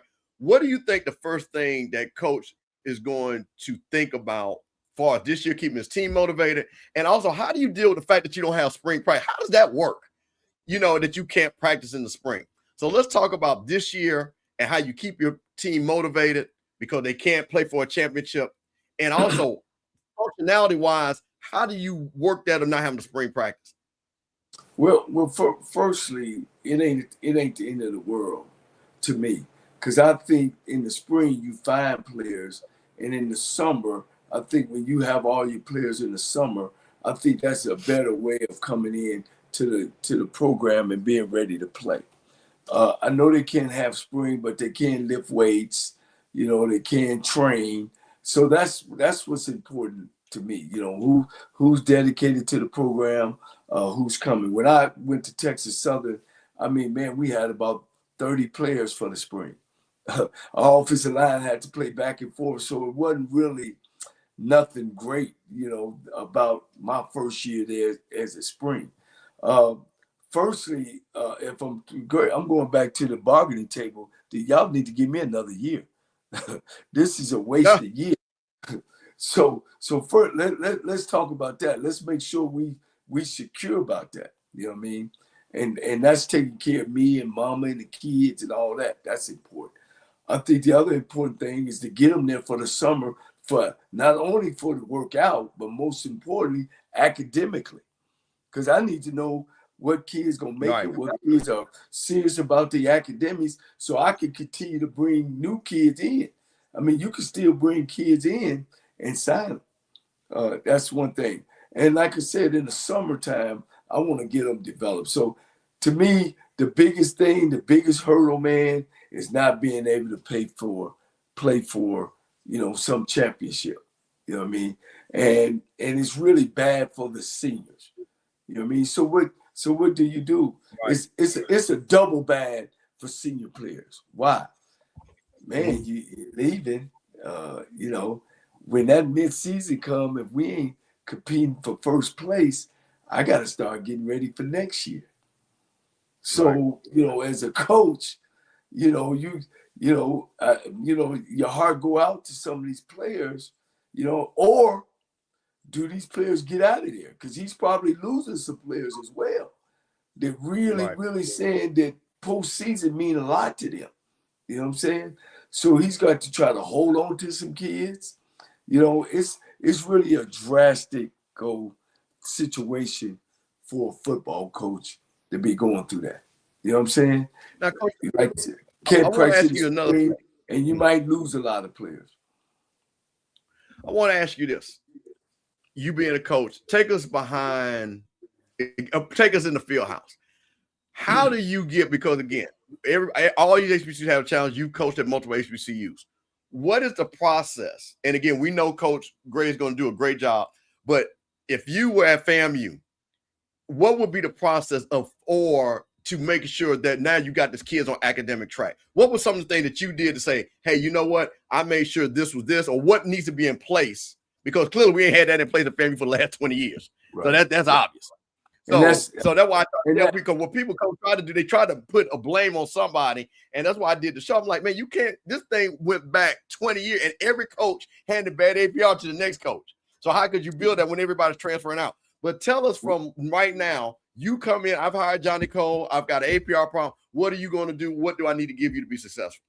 If that ain't a priority, it's just as much as you come to practice and playing football as a football coach. I feel sorry. They need to take your whistle and everything else. That's what we're here for. Yeah, winning championships is great, Coach. It is. But you know what the greatest thing? I still get calls from players and stuff and calling me and let me know what I meant to their life. That's part of the program. Let me tell you something, Coach. You don't win championships. And championships ain't just a ring, and that championships is seeing your kids walk across the stage. And if you ain't in for that, then I feel sorry for all those guys who have coached those kids and hadn't put them on academic. You couldn't play for me if you can't go to class and do what you do. That point blank. No, wait a minute. But I'm asking and that's a part. You're here now. Yeah, you're here now, though, Coach. I want you to tell me what you would do now. You're here. Yeah. I'm handing you the keys to the Cadillac that got a flat tire. What would you do to put us back on the APR track? Academics is a priority, just like lifting weights. If kids that lift weights, Coach, and this ain't Johnny Coach, this is statistically known, are good students. So that means that we're having morning breakfast, everybody, coaches, everybody, we taking roll. Coaches, we're checking classrooms. Players, you're sitting in the front 3 row with your back on the chair and your feet flat on the ground. Because if you can't go to school and academically, I don't want you. Because when that game starts, Coach, that's where games are won and lost at. It ain't necessarily what you've done on the field. You've conditioned yourself to make sure those things are taken care of off the field. So when you get on the field, you ain't worried about that. That's why we're here. You know, and now that we're getting paid, you know, some of that stuff is being lost, and it shouldn't be lost. That should be one of any coach's priority, whether they paying kids or not, is, man, you're going to be in that classroom. My staff is checking.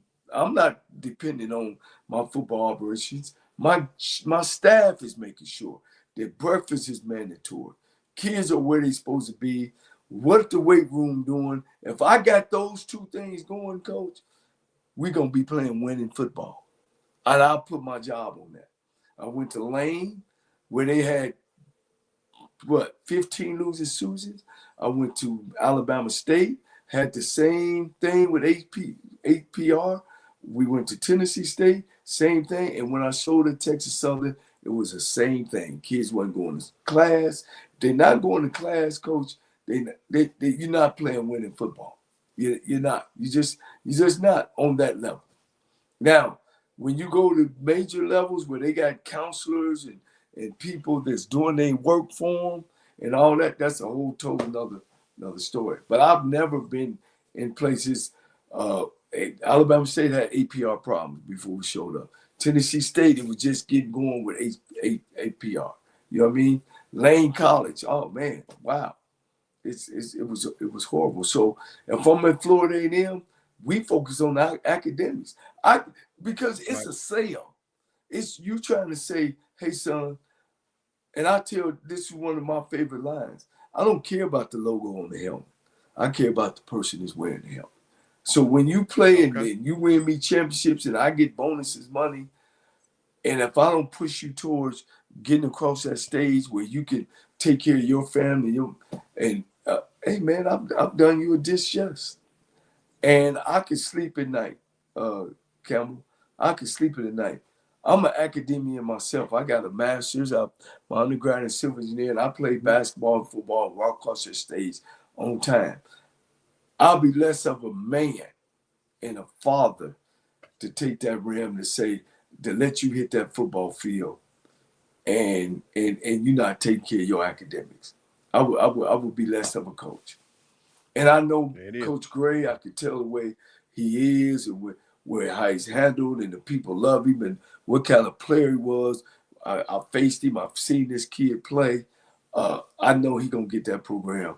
And it's great. It's wonderful, man. You guys couldn't have got a better guy. He's going to compete with his heart, with his strength. You got Alabama A&M with A.D. Robinson the same way, cerebral player. You got my man up at Alabama A&M, coach. I mean, it's some great coaches coming in this conference. I still got some questions on some, but I think Florida A&M did the right thing. And he will get it going in the right direction because he loves that university. He loves the players, man, and he going to coach from his heart, and he going to give it everything he got. And his family understand that. They Florida A&M people. So, hey, man, look, I'm looking for great things. I'm looking for them battles again, them big games. Coach, we used to watch them, man. The Florida A&Ms and the Jackson States. It's going to be on. It's going to be on, man. I think that was a super hire. So, Coach, we got the president and charter member of the PV12. Wait a minute. What do we do? Bro, wait a minute, bro. Hold on now. Is that his speech? This how comfortable I am right now. This how comfortable I am. All right, hold on. I'm about to say, yeah, because I'm about to say, listen, man. Let me say this real quick. Hey, Coach, to all you men. Wait, hold on. What, Coach? Coach, that's how comfortable I am. That's how comfortable I am. Coach, let me say something. Listen, men, I'm gonna tell y'all something. I'm gonna help y'all out. When y'all go out there to the beach, those pictures that you see the legs and the feet, those are for women to do that, to show their pedicures, man. We don't want to see y'all feet. So I don't want this summer, I don't want to see none of y'all doing the picture with your feet and the beach. That's for the girl with the pretty manicures and the pedicures. Now, I got some of that day to show you how to do it, but I don't want to see none of y'all men's feet. Listen, I'm comfortable. I'm so comfortable right now. Listen, hold on. The next time you come on, I want you to sit back and be laid back like this. I want to see that handsome, but I don't want to see your feet, man. Listen, I'm gonna tell you something. If I see any of y'all doing them pictures anymore, we calling.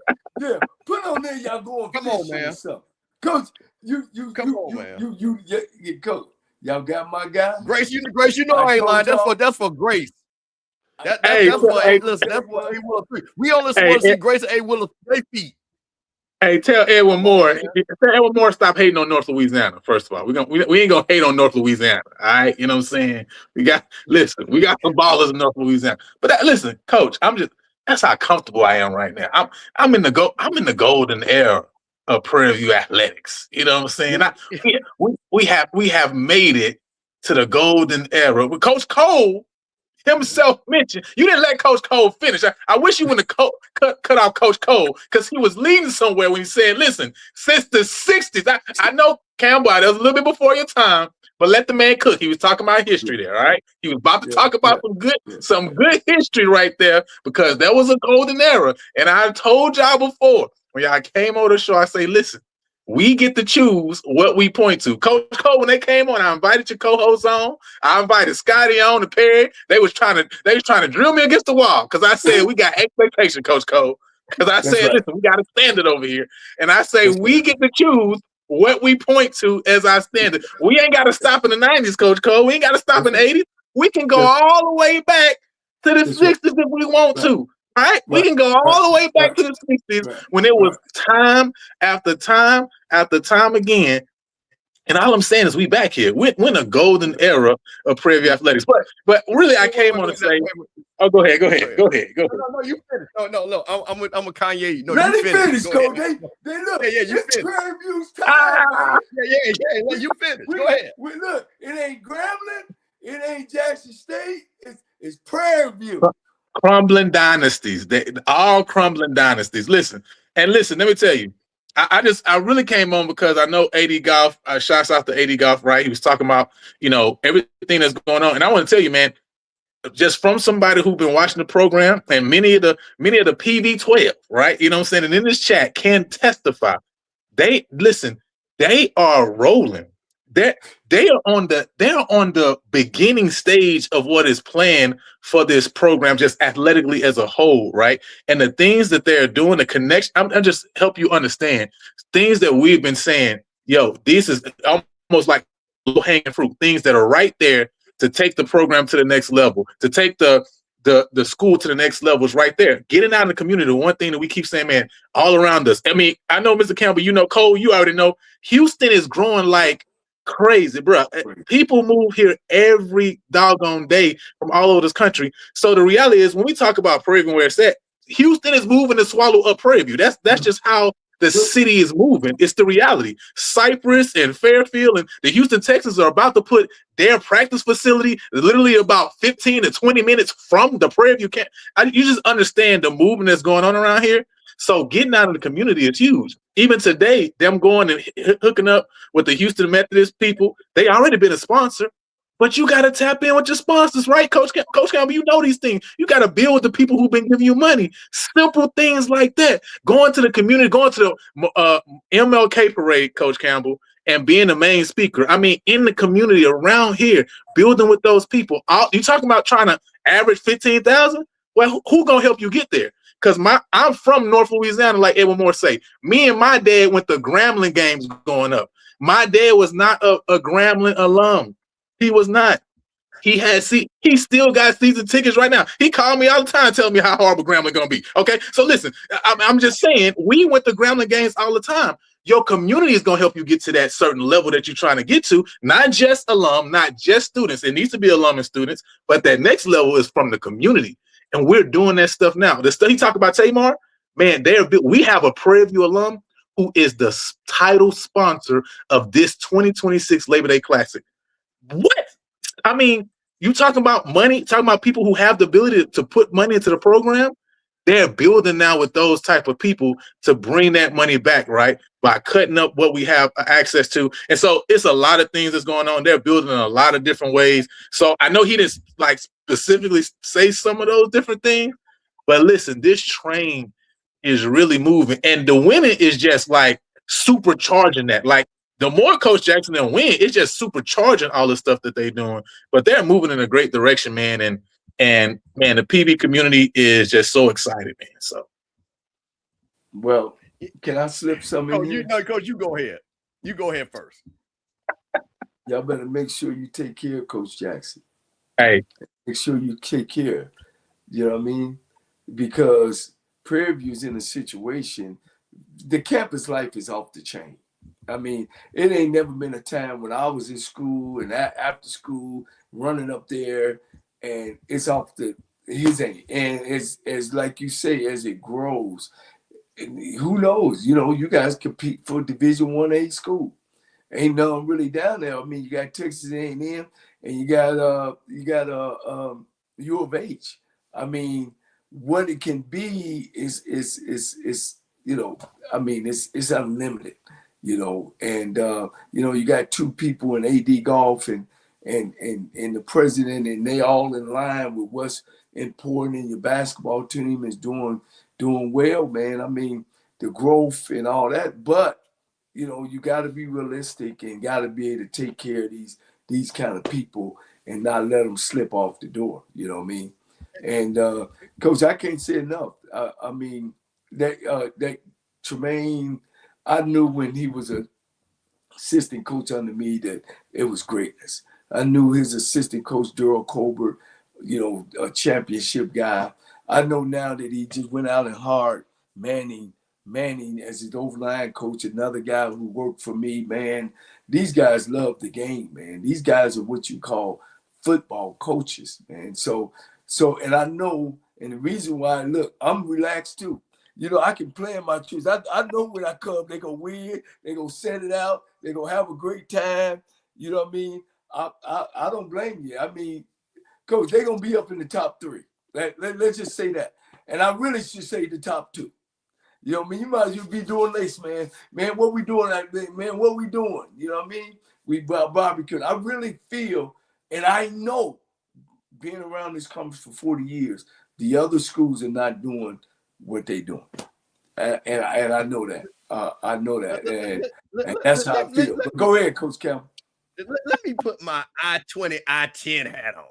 I-20 for Jackson State and I-10 for FAMU. Listen, he said, wait a minute.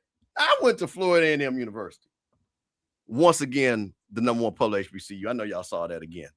For probably what the 7, 8 time. You know what I mean? We don't even, it's just a natural thing for us. So I had to go check something. Because when you said this is a golden era, I said, hey, because Perry taught me this last night. He said, Mr. Campbell, let's add ChatGPT. I said, ChatGPT, please define to me what an error is. Because last I checked, an error has more than one day or more than 1 year. So just to let you know, for all the people in the back. So for all of us that are not PV people, this is what an error is.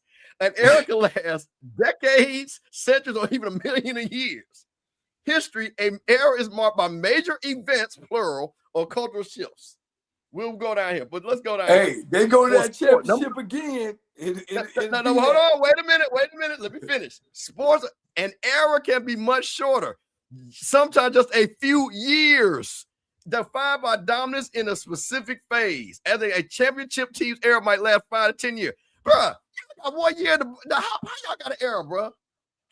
It's just an error. I love this. I love it. I love this, right? This ain't me. Hey, this is the ChatGPT. Can I say this though, Coach Campbell? Now remember, they don't won the West a couple times in the last 5 years. Wait. When they never won nothing. Listen. So I'm gonna put my Jack State hat on. If that's the case, the Jack State says it's a Jack State error because they don't want the SWAC. We ain't got no problem with Jackson State. Hey, listen. He said. First of all, we don't got no crab in the bucket mentality in the first place here at Prairie View. So listen, FAMU can be in the era, Jackson could be in the era, Central could be in the era. Okay. That has literally nothing to do with whether Prairie View is in the area or not. That has nothing to do with me, right? You know what I'm saying? But I'm gonna tell you, I love this though, because listen, at one point in time, somebody told y'all to jump on this .com bubble, and some of y'all didn't, and you lost money because you waited too late, right? Somebody told y'all at one point in time Bitcoin was gonna go through the roof. Now, regardless of whether you in year 1 or year 10 of that, it still went through the roof. Now, we may be in year 1 of the era, but I'm telling you, we in the golden era of Prairie View football and athletics. Now, whether you jump on it now or 5 years from now, ain't got nothing to do with me, Mr. Campbell. I'm just telling you, we're in the golden era of Prairie View athletics. You do with that what you will. All right, you know what I'm saying? But listen, I know there's a lot of sponsorship opportunities. We got a lot of black women on campus. There's a lot of great sponsorship opportunities right now with the great and illustrious Prairie View A&M University. I think you need to come on over, bring them dollars over here, Mr. Campbell. Listen, we got some great sponsorship opportunities because the stadium gonna be filled up because we're in the golden era. So I'm trying to tell you, get in early. Wait a minute. Wait a minute. Go ahead. Where you think Prairie View football gonna finish next year? 1, 2, or 3? Who, me? No, Mr. Campbell. Oh, okay. Well, I already know you. I already know you said. No, listen. Wait a minute. Hold on. See, one thing about it, I'm never a homer. I'm an honest broker. But here's what I'm gonna say though: Prairie View should be #1 in the West. They should be. Okay. They should be. I'm gonna pick Southern. Why they should be? Because they should be? Because wait. No, I'm gonna tell you. I'm gonna tell you because wait a minute. Because I'm gonna tell you. If you look at everybody, they've got their coaches back. They got $200,000 NIL. And AD Goff said that. Southern's got a new coach. UAPB. We know we're not worried about them. Alcorn. I don't think they got anything. So the only other school over there that can challenge them, and I don't know what their quarterback said. That's what I'm saying. People making these. Look at Moses. Look at him. Look, man. Look at him. Look. I just cannot have people talking about this. Wait a minute. This is what I want to get on. So this is what I'm gonna hold you accountable right here. You want me to tell you what a golden era look like? I want to see that stadium packed every home game. Because that's when you know what? You're talking. Wait a minute. No, wait a minute. Because see, to me, Lionel, when there's a golden era, that means you ain't the only one believe that. That means another 15,000 people believe that. See, that's the only thing about it. See, you could come on here and say it's a golden era. I need them other 14,999 to say the same thing. That's Campbell, what I need to see. Hey, Campbell, now you don't hit the spot. No, well, listen, because see, I went to FAMU during the golden era. Right. I know what eras. See, I know what eras look like. Multiple championships in a 3 or 4 year span. I'm from Jackson. I've seen 8 out of 10 years. That's an era to me. I've seen it do that now. But what I believe is what I'm saying is, when it comes to fans, Jackson State 28,000, Southern University right about 22, 23. Prairie View, you got to come on, man. Y'all got to enjoy it while it lasts, because I'm pretty sure back in the 60s, they used to sell those places out. Oh, yeah. I'm not going to let y'all get away with this. No, see, this is the thing. Now, if y'all want me to listen, here's the thing. Y'all a proud member of the SWAC, and Lana had to let me know we a charter member, and we don't forget. Listen, if you want to be with the big boy, it's alumni fan support. I'm not gonna let y'all. Y'all 12, because I will give. Lana was one of the first people I actually met from Prairie View, his age, and that brother was riding when y'all was up and down. I respect that. G Boom, Isaiah, D Black, all y'all boys. You know what I'm saying, and ladies too. That I'm not naming. But what I'm saying is, when you want to impress the rest of us that have been there, man, y'all got to pack that stadium, bro. I want to see that game rock. But we did open. That's the thing. Go ahead, Mr. Go ahead, Coach. Go. Sorry. I said we did open up the show. We did open a show that man, ain't nobody talked about Prairie View like this in 50 years. Thank you, Coach. I said, Coach. Now, wait a minute. We done had T-Jack on. Now, this was in the last 6 weeks. I done had T-Jack on. We done had T-Jack on. We had Coach Smith on, and we had AD Goff. I ain't even had but one FAMU coach on in the last year. Wait a minute. And you don't have Coach Bland. You're gonna have Coach Bland on in 2 weeks too, by the way. But we gonna leave that for another period. You don't have Coach Bland on. Yeah. I'm not a prophet, but you're gonna have Coach Bland on too. Now, Grace. Now you are. You looks like you're a lovely alumni of Prairie View. Thank you, Grace. Impressing us.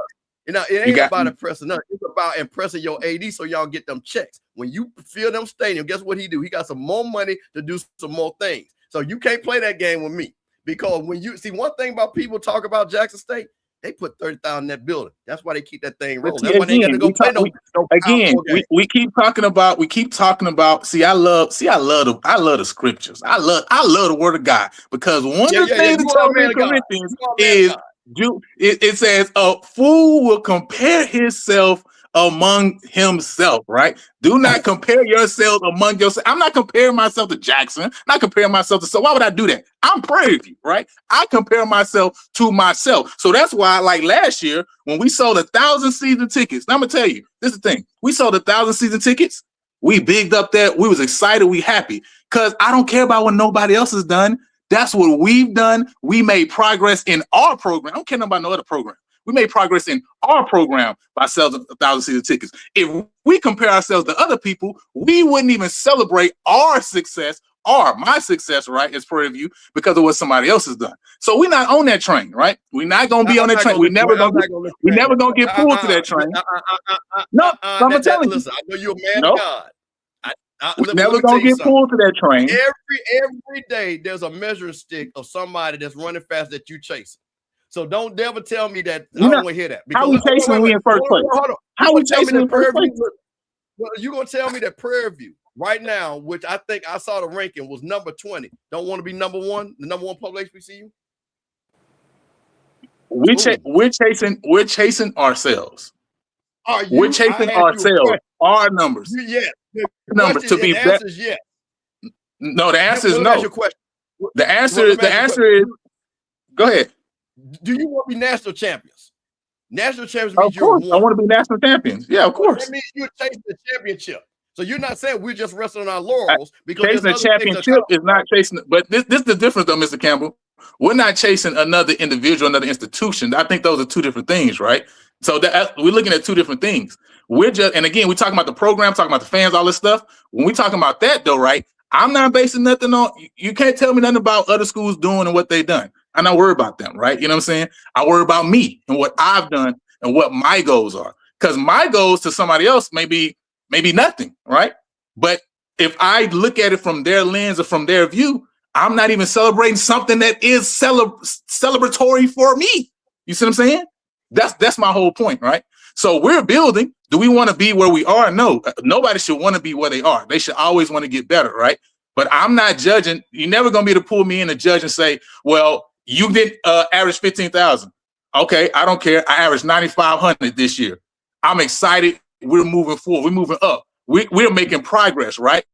You didn't get $1 million into the program, but you know what? We got $440,000 into the program this year, right? And we got over so and so many donors. Next year, my goal is to be this many donors and to be at 600, 700,000. Has nothing to do with what FAMU can do. Has nothing to do with what Southern can do. That's what I'm saying. That's the difference, right? I'm judging myself based on me, based on my progress. Now, if I do what I'm supposed to do, I believe that I should win a national championship. I should be able to win a women's golf championship or whatever it may be, right? But I'm chasing myself. When you talking about running, I run based on what my numbers. I'm trying to beat my numbers. If I continue to beat my numbers, then I will beat everybody else, right? But I'm not just attacking this person. I'm looking at me. So it's just a different philosophy. It's just a different philosophy. So that's why I say, I don't consider. I'm not attacking Prairie View. I'm challenging. I'm not saying you're attacking us. I haven't said that you're attacking. I want to be clear. Yeah. I haven't said you're attacking. And I've always said this, and while you say I'm not looking at what Jackson or FAMU is doing, I'm looking at what I'm doing to be my internal greatness. I respect that. But with that being said, the way you know you're great is if you see somebody else great. Because you can lie and say you're great all day until you measured against somebody else, then you're like, I'm not as good as I thought I was. So I'm just telling you, my mindset is, you know what? I said Prairie View is a great university. You know why I know? Because I know the alums. I can measure that because like your AD just said, or like you just said, you got to be great. If you got a title sponsor that's your alum, that's pretty impressive. So you know what I'm going to do? It is. I'm going to call some of our FAMU. You know what they're doing down in Prairie View? We got to match that. So again, it's different strokes for different folks. But all I'm saying, and when you said golden era, I just thought it was plural years, not plural days. That's all I was just trying to figure out. Well, again, right? But you can't get the plural. My only point is you can't get the plural years without year one. You can't get the plural years without year two. You can't get a decade without year three. That's the only thing I'm saying. Let me. Why you can't use the word era yet? Just say we. Why can't I? Just because I call it early, don't mean it's not an error. I'm not gonna wait till year 10, then look back and say, "Oh, you know what? That was a golden era." No, I'm gonna call it early because listen, I'm early. I'm just early. This is what I am. I'm always early. Okay. Okay. So you were early on the shirts, right? You were early on the shirts. I was early on the shirt. Came your way. You ain't put early on on shirts. the Y'all ain't made no championship shirts yet, have you? I did make not for this year. No, we passed that now. You know what I'm saying? That was to pull us to this time. We already where we need to be now. So I don't need to make no more shirts. The shirts was to get us to the point. This the thing. The shirts was to get us to the point where PV12 is rocking on Twitter, was rocking on YouTube, is rocking on Facebook, where the fan base is rocking, and they there now. So I'm good. So we move to the next thing now. Now we focus on something different. Okay. Okay. All right. Well, let me ask you a serious question. Now, this is something that we talked about on Sipping on Sundays, and I want to ask you a question. Your AD came on here, and your coach talked about scheduling, right? For the Prairie View fan, when you all looked at that schedule and saw Stephen F. Austin and Tarleton State, you as a fan, what did that mean to you? Is that something that people down there are looking forward to play, or you know what? It's in between the Labor Day Classic. We waiting on the Labor Day Classic. What do you think the fans are thinking about scheduling those type of games? Well, I think at all HBCUs, right, you got different type of fans. It's just the reality, right? You got true football fans. There's true football fans who understand if you name a team like West Georgia over or West Florida, right, over in FAMU, they'll say, hey, man, I like that game because that team was a top 23 program. I like that game, right? You're going to have people who look at it from that perspective, right? You know what I'm saying? That's my mindset, right? I look at it and I say, then you're gonna have other people who, again, in Texas, we played Stephen F. Austin before. Last time we played Stephen F. Austin, Coach Northern will tell you that we went up there and handled business in Stephen F. Austin, right? So I love the schedule because, again, these are schools that are in our in our general area vicinity, these are schools that are FCS programs that we should be able to compete with, right? And we should be able to beat. So I love the schedule, right? I think the schedule makes so much sense for where we're trying to go, what we're trying to do, right? I think it's a true, that part of the schedule is a true football fans delight, right? Because as a program who just went to the national title game, right? I mean, I would have loved if Tarleton went to the national title game, would have won it, and we would have went to the national title game, would have won it. That would make the intrigue of this game even larger than what it already is, right? And so I love the game, right? I love the schedule. And I think, again, Coach Jackson mentioned Houston Christian. You know, we talked about UTRGV. At the end of the day, man, UTRGV is one of them programs who are going to be like Tarleton and going to be on some kind of crazy trajectory, probably looking at heading toward, especially with the Texas system, they're trying to get multiple programs to go up to the next level. So they're also one of the programs who are going to be on that trajectory with the money and things they got behind them. And it's just crazy, right? I actually love what they've been doing as a program in athletics, you know what I mean, everything. So I love that they're on our schedule. I think it's great with the Hispanic community, right? Us with the Black community. I really would love that game to be in San Antonio one time, to be honest. I think that would be crazy, right? That would be crazy. Like a San Antonio market with the Hispanic community, right? You know, Black community there. I think that would go crazy. I don't know if it ever happened, right? But I love those games, right? So, but that's me. That's us, right? I think there's other segments of the fan base. You have to build that out, right? Because again, they're coming to the game as an HBCU group, as for the other peripheral stuff, right? For the band, for the dressing up and things of that nature, right?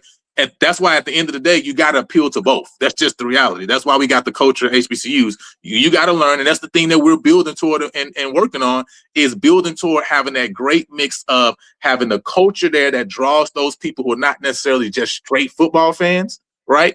And having the games that have the intrigue.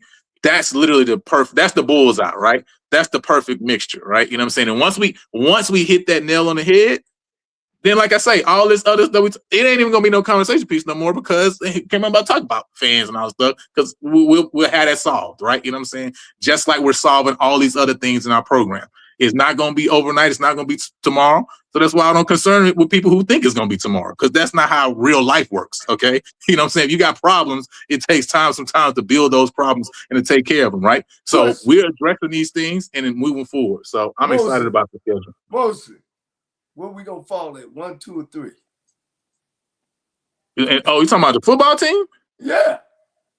Coach, we finishing the fight, Coach. That's what Coach Jackson told you, right? He said, "Listen, the man ain't lied to me yet, Coach Cole. So I can't say nothing different than what he say. He say finish the fight. Everything he done told me so far has been true. That he told us the only thing he didn't say, he said go to Atlanta. He didn't necessarily say win. He said that's what he messed up at. So I can't go no different than Coach Jackson telling me. And I think that Tarleton game is going to be an indicator early on that this is not just a general team. We're not people." Like Coach Jackson would say it straight up. People think we're going to Tarleton and play on this game. Oh, go to Baylor, Waco just to take a check.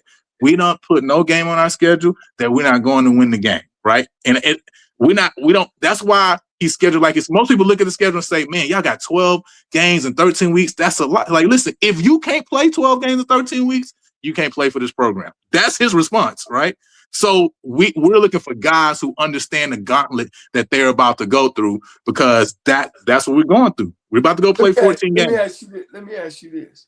Looking at your football team the last year and this year coming, compared to other teams, what made you feel year before last that y'all were going 11-0? Was it just a fan, or you just kind of did you see it? You're talking about the year before, 2024? Now and then. 2024, or you talking about last year's team? It don't matter. The teams before this team that will go to Celebration, was it something about this team different from the other teams in the past? No, nothing was different. We start making the T-shirts, talking about y'all were going to Atlanta and y'all. Right, exactly. So again, right, then I've said this multiple times on multiple shows. My show, I told Mr. Campbell this, right?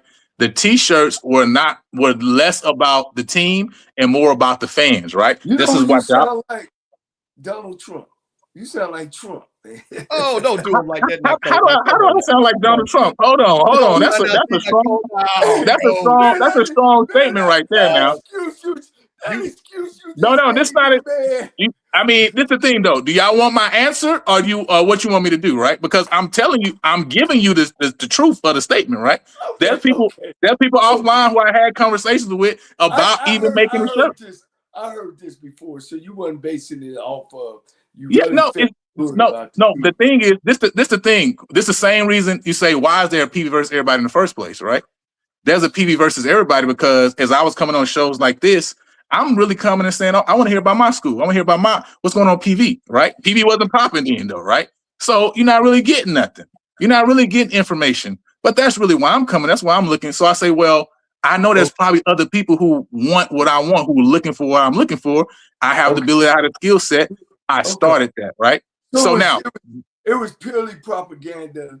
It worked. It's not propaganda, right? It's not propaganda. It's if again, right? If somebody from Grambling said we're gonna go undefeated and win a championship, nobody's having no conversation about it, right? I know. I'm from. I went to those games. I'm from that fan base, right? Nobody's talking about. Nobody have no problem. Nobody even got a problem with them saying that, right? Southern said, Jackson said, nobody got a problem. What this was about saying throwing Prairie View fans. You talk about Twitter, right? People wasn't popular. Prairie View fans wasn't proper on Twitter like that. If you're talking about a couple years ago, right? They weren't popping off like that. It was to create that atmosphere so they can say you should be able to say your team is going to go undefeated no matter what nobody else say. It doesn't matter what they say, right? We all have that ability, right? You know what I'm saying? Have confidence, be able to have bravado and all these things. That was the whole goal behind the shirts, right? And I accomplished my mission. I just want to say I accomplished my mission, and y'all really helped me even more by even talking more about the shirts. Okay, I accomplished everything I wanted to do. You had me too, Coach. You had me too. I was like, man, well, let me get on this. What is making these guys think that that's possible? But I get it. You won, man. That's all right. Now, look, now you can. What you gonna do to say? With you guys winning, people should jump on anyway. I think Coach Jackson's doing a great job. And that's the thing. The thing is, with Coach Jackson the truth is, and this is how I feel, right? You can't hit a target you don't aim for anyway, right? This is life in general, right? You can't hit a target you don't aim for. So the truth is, you got to start speaking stuff into existence before you get there anyway, right? I'm just being this to me. This how my mama talked to me when I was young. I'm just saying, right? When I was young and I was playing, even T-ball at that time was horrible. I couldn't hit nothing. She literally called me in the kitchen and say, "What do you see yourself doing?" I'm like, "What you talking about?" Right? She's like, "No. What do you see? Do you see yourself? What you hit? Was it a hit? Was it a single? Was it a double? Was it a triple?" Say, "Oh, did you see yourself with bases loaded? You hit the home run. What the crowd saying? What it sound like? What your teammates say when you get back to the sideline?" Visualizing, right? Was I a great baseball player then? Absolutely not, right? But that visualization is what helped me to become an all-star baseball player later, right? So I'm saying that's the mindset and thought process behind it. Y'all want this. The thing to me is y'all want us to have a great fan base without wanting us to do the things that cause the fan base to become great in the first place. That's why we have arguments with other alum in ourselves, right? Because other alum want certain stuff, but it's like with a real fan base comes fans that say this coach, like Coach. You asked the question about Coach Smith. If you want a great fan base, a fan base that's engaged, you're gonna have to deal with a fan base that says you should have fired Coach Smith last year. That's a part of having. I got it. I'm just trying to explain it. You know what I'm saying? No, I got it, Coach. I got it. And you're right. It was successful. It was a great ideal. And I got it. But now, I mean, you don't spoke it into existence. Y'all got one of the best football programs in the country. I look forward to this season. I think the SWAC is gotten stronger and better, and I'm looking for some exciting football coming this fall. What about you, Coach Campbell? Listen, man, Lionel knows we talked offline. Lionel knows I'm so impressed with this young brother. You know, me and him tease back and forth. If mom and daddy raised him right, he got a good Prairie View education. He's a little bit delusional, but that's okay. He's a fan. That's okay. I like that. But the one thing I like about people is somebody's got to be first. When you are the person that's got to be first, you're always going to be successful because anybody can be second. Very few people can be first. So he stepped out there because you know what? I will say, and this is the truth. Nobody knew who the heck Lionel Mosby Jr. was from a can of paper. I tell you what, that boy is internet famous now. Trust me when I say it. And that PV12, and first of all, Scotty said he gonna sue y'all for trademark infringement because we saw them buttons that y'all got out there for them PV12 buttons. So I got my lawyer gonna call y'all about them PV12 buttons. But other than that, man, listen, Lawyer can't call us about nothing because what they gonna call us about? What they gonna call us about? PV12. Hey man, we listen, man. Y'all, you know, Scotty gave y'all that name. Y'all ain't giving God no ain't check. give us no PV12 name. You call the attorney, just call him up because God ain't give us no PV12 name. Okay. Scotty Okay. said he gave y'all the PV12 So y'all, He ain't give us no PV12 name. Y'all like the 12th man. Is that what that's PV12 is? Nah, we the PV12. We don't know about no 12th man. Coach, listen, yeah, I'm teasing, but Lionel, I will say this again, man. I'm proud. I will say this as the Prairie View fan base. You're doing exactly what y'all supposed to do. Y'all giving everybody, when they give you a shot, you give a shot. Because see, I'll be honest with you, I'm a rally. That's the only way we work. You know how we work. We ain't gonna let nobody. I don't care nothing about no 237. I don't care about who the president, bro. We still gonna keep bragging different. So I like what y'all doing down there, man. I appreciate you, man. But I will say this though, an era needs more than 1 year. That's all I got to say. Era has a first year. That's all I'm gonna say. Well, look, Cole gonna say goodbye. There it is. Lionel Mosby Jr., y'all. PV versus everybody. Lionel, it's been great. I look forward to spending some time with you when I get down there to PV. Coach, man, this has been a great show. Yeah, man. I know you trying to shut down. I had to mess with it, but no, man. Listen, Coach.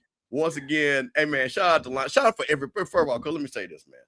We've had over a couple of hundred people watching the show all night. We started late. Shout out to everybody that please hit the like button. Please share. Please subscribe. Right. Man, me and Coach really appreciate this, man. You know, again, this is a labor of love, and we're going to keep bringing you the coaches. Coach, we're going to keep bringing them. So, Coach, I know we working on Chris Wright next week, that we can bring all the Alabama State folks. You know, we're going to bring Coach Gordon on. That's right. Talk about that. So that's what we got to do. So, Coach, I'm gonna, like I said, I'm gonna get out the way and I'm gonna let you have it and close it out. Hey, man, it's been a great show. I'm sorry that I haven't been around. I got a lot of new things going on in my life, a lot of good things, but the show is taking off. You know, again, I want to send a shout out to Scotty, who, you know, really one of the pioneers of this deal and passing things over to us. And we're going to take the baton, man, and run with it. And it's all because of you guys who've been watching our show. And as I always say, if you feel yourself at the end of the rope, tie a knot and hold on tight because ain't nobody bad like you.